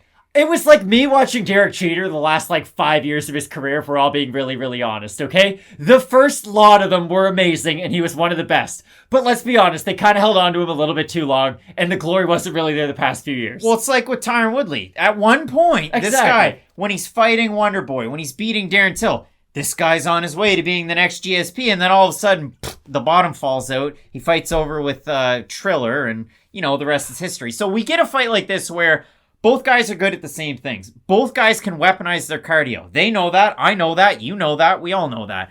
One guy fights at a pace where he normally turns it up. Oh, by the way, the other guy really does that. And if we're really, and again, you want to be honest with yourself, I was scoring that fight for Covington. I thought he was going to win it 3-2 before he got finished. So, hey, that is what it is. But since that time, one guy's had 1 fight, one guy's had 2 fights, and I've learned a lot more about one than I have the other. And all of a sudden, Kamaru Usman goes to Elevation Fight Team, turns up his striking, becomes a little bit more polished, unleashes his power, doesn't necessarily rely on his wrestling, and now into a fight like this, I don't expect either guy to wrestle. Their first fight was one of the best fights I've seen. Usman Covington doesn't get the respect it deserves in that year. That's an amazing fight. And both of these guys are great. They're technical. And I think for Covington, he's talked about it since, the fact that I had to make the move from ATT. Again, I lost some friends. I lost some teammates. I lost this. I lost that. At the end of the day, he gets more personalized training. And we've seen that with certain fighters. It works out a lot better for them. Usman did the same thing and it worked out pretty good too. So this is my question for you though. If you're a big star like Colby Covington, you probably do get personalized training in a place like American Top Team. I don't think Jorge Masvidal and Dustin Poirier just show up to ATT and train with everybody else. That's it. Usman probably did at Sanford too, and he still made the move. But my point is with Covington, he went from American Top Team to MMA Masters. And it's nothing against MMA Masters, but it's not like he's going from Sanford MMA to Elevation, 2 of the top tier gyms in the world that have a plethora of training partners. Just with Covington, it does feel like he took a slight step back with his training. And it feels like a lot of that had to do with his public persona and him trying to keep this fight put together. I feel like his skill set might almost be hurt because he's so good at marketing himself. I know that sounds kind of crazy, but it is the truth. Like, Covington's admitted in the past that he's had weird relationships with a lot of the Brazilian fighters at American Top Team. And there's a lot of Brazilian fighters in American Top Team because of the way he's gone about his persona in the media. And I'm going to say this right now. I don't believe anything Colby Covington says when he puts on his whole shtick. He did that interview with Candace Owens and said it was all a shtick. Yeah, Colby Covington, if you've ever seen fan videos and stuff, people go up to him and kids and stuff, he seems like a perfectly nice guy. This is all for him to sell fights, and it has worked out up until this point. But that's the problem. It feels like his persona and just the fact that he is so polarizing overshadows the fact that he is a very skilled martial artist. And the problem Colby Covington is going to run into in this fight, and just this matchup in general, is that in 99% of matchups, he's going to have the better cardio and he's going to be the better wrestler. And his output on the feet is going to be enough to just sort of fix the striking holes that he does have. Because Colby Covington is not a top-tier striker. He definitely has top-tier output, but he doesn't throw many kicks. His hands aren't all that refined. There's a few things you can pick apart on the feet. Kamaru Usman does a lot of those same things. The difference is he's tightened his striking up a lot more, and he has much more powerful strikes. So if he is able to land with similar volume, he just needs one of his shots to get through the guard of Covington, whereas Covington's going to need 5, 6, 7 punches to really hurt Usman. Now, I think Usman has a critical flaw in his game. I really do. Bad knees. No, he swings wild on the feet. Jan Blachowicz, when he fought Glover Teixeira, right before it happened in our fight companion, I said, he's going to get caught with a left hand. And not he did get caught with a left hand right behind, because he was throwing that wild uppercut every single time he was backing up. Kamaru Usman, when he's pressured, does panic a little bit and start weighing power shots very often. Now, normally when guys pressure him, that's going to initiate a clinch situation. It's not going to be a big deal. Kamaru Usman's the superior wrestler. But I do think we've seen enough sample size to show that if Usman ever does fight one of those one-punch knockout guys, he leaves himself open enough that they're going to have a chance. Even look at Gilbert Burns. Gilbert Burns has good but not great power for the weight division. He was able to hurt Usman when he threw one of those wild looping shots. So I think Usman's not unbeatable. I do think there's a very specific fighter out there who might be able to put something together and hurt him, but I just think when he's fighting these other well-rounded fighters, he's always going to have the X factor of that unnatural cardio and just that crazy knockout ability. The odds for this one, the champion is a big favorite. Open at -225. He's a -306 right now for Covington, the former interim champion, and then they took it from him. +190 to a +242. Matt, the total votes for this one on Tapology, not very close. 1,332 total votes, 82% Usman, 71% by knockout. 18% that have Covington. They're 67% by decision. And I mean, when I think about this fight, it really is a tricky one because if you're Colby Covington, you've already been in this position before. You didn't come up on the winning end. And all he talks about is this fight. Like, yeah, he fought Tyron Woodley. Remember how they were supposed to fight time and time again? UFC 227, that was supposed to be the two of them. It ultimately did not end up happening. So then they got to go back. They got to make the fight again. And it's years down the road. Woodley really wasn't in a good spot at that point. And then we get the result that we get. But when I look at this one, I turn it on over to our community over on YouTube. You guys have the support. If you get over 1,000 likes, question mark kicks. I'm going to do something I don't often do. It's going to be a little bit of crazy, a double dose of crazy. I already said, so now I have to live up to my end of the bargain. It takes 1,000 likes. But the votes that we have over in the community tab for this main event, 69% have Usman to win, 31% have Covington. And over in that comments section, Bundle of Humble saying last fight was close with a broken jaw early. If there's a person who can beat Usman on decision or finish, it's Colby. Not finish. Should be a good fight or an upset. Fishburne is saying most of Colby's supporters are sad to see, Craig. Just get rid of that one. Let's go. Matt R is saying Twitter is going to melt if Colby somehow wins. NB saying Usman finishes, so on and so forth. Matt, there's got to be somebody out here that says something crazy. Jonathan Cesari is saying Usman, and it's not even close this time. Matt, I think I agree with Jonathan here. It's just, okay, if they were, let's say they were par in their first fight, and Usman just had a minor edge, which was his punching power, and they were very similar, just the thing that separated them was the fact that when Usman lands clean, he can hurt you. I know for a fact Kamaru Usman has made massive improvements in his striking game. I can point to 2 separate championship caliber fights in which he has made those improvements. With Colby Covington, I think he's probably improved his striking. I'm sure he's made massive improvements, but it's really hard for me to point to any of his past performances, or at least his one performance which separates the 2 Usman fights, and say, wow, against Woodley, his hands looked really good. Like, his wrestling looked good in that fight, but I really doubt he's going to be able to go out there and out-wrestle a guy like Usman, so I do like Usman in this rematch. And I will say this is the last thing. The fact that we can finally say Kamaru Usman might take GSP's spot as the best welterweight of all time really means a lot. We are 2 Canadians who grew up watching TV and watching GSP on every commercial just try to sell us Gatorade and Sport Check apparel. This is finally a fighter that we can look at and say, wow, he has that like Hall of Fame, Mount Rushmore kind of GOAT ceiling almost. It's not something we often get to say. Your number 1 pound for pound fighter right now is Kamaru That's Usman. true. As GSP's career went on, it was less finishing Pete Spratt and it was more decisions and then close decisions. For Usman, he just put the foot on the gas pedal and started to get finishes. So both of us are nerds and virgins in this case. My wife knows that I'm not one of those things, but I am more one than I am the other.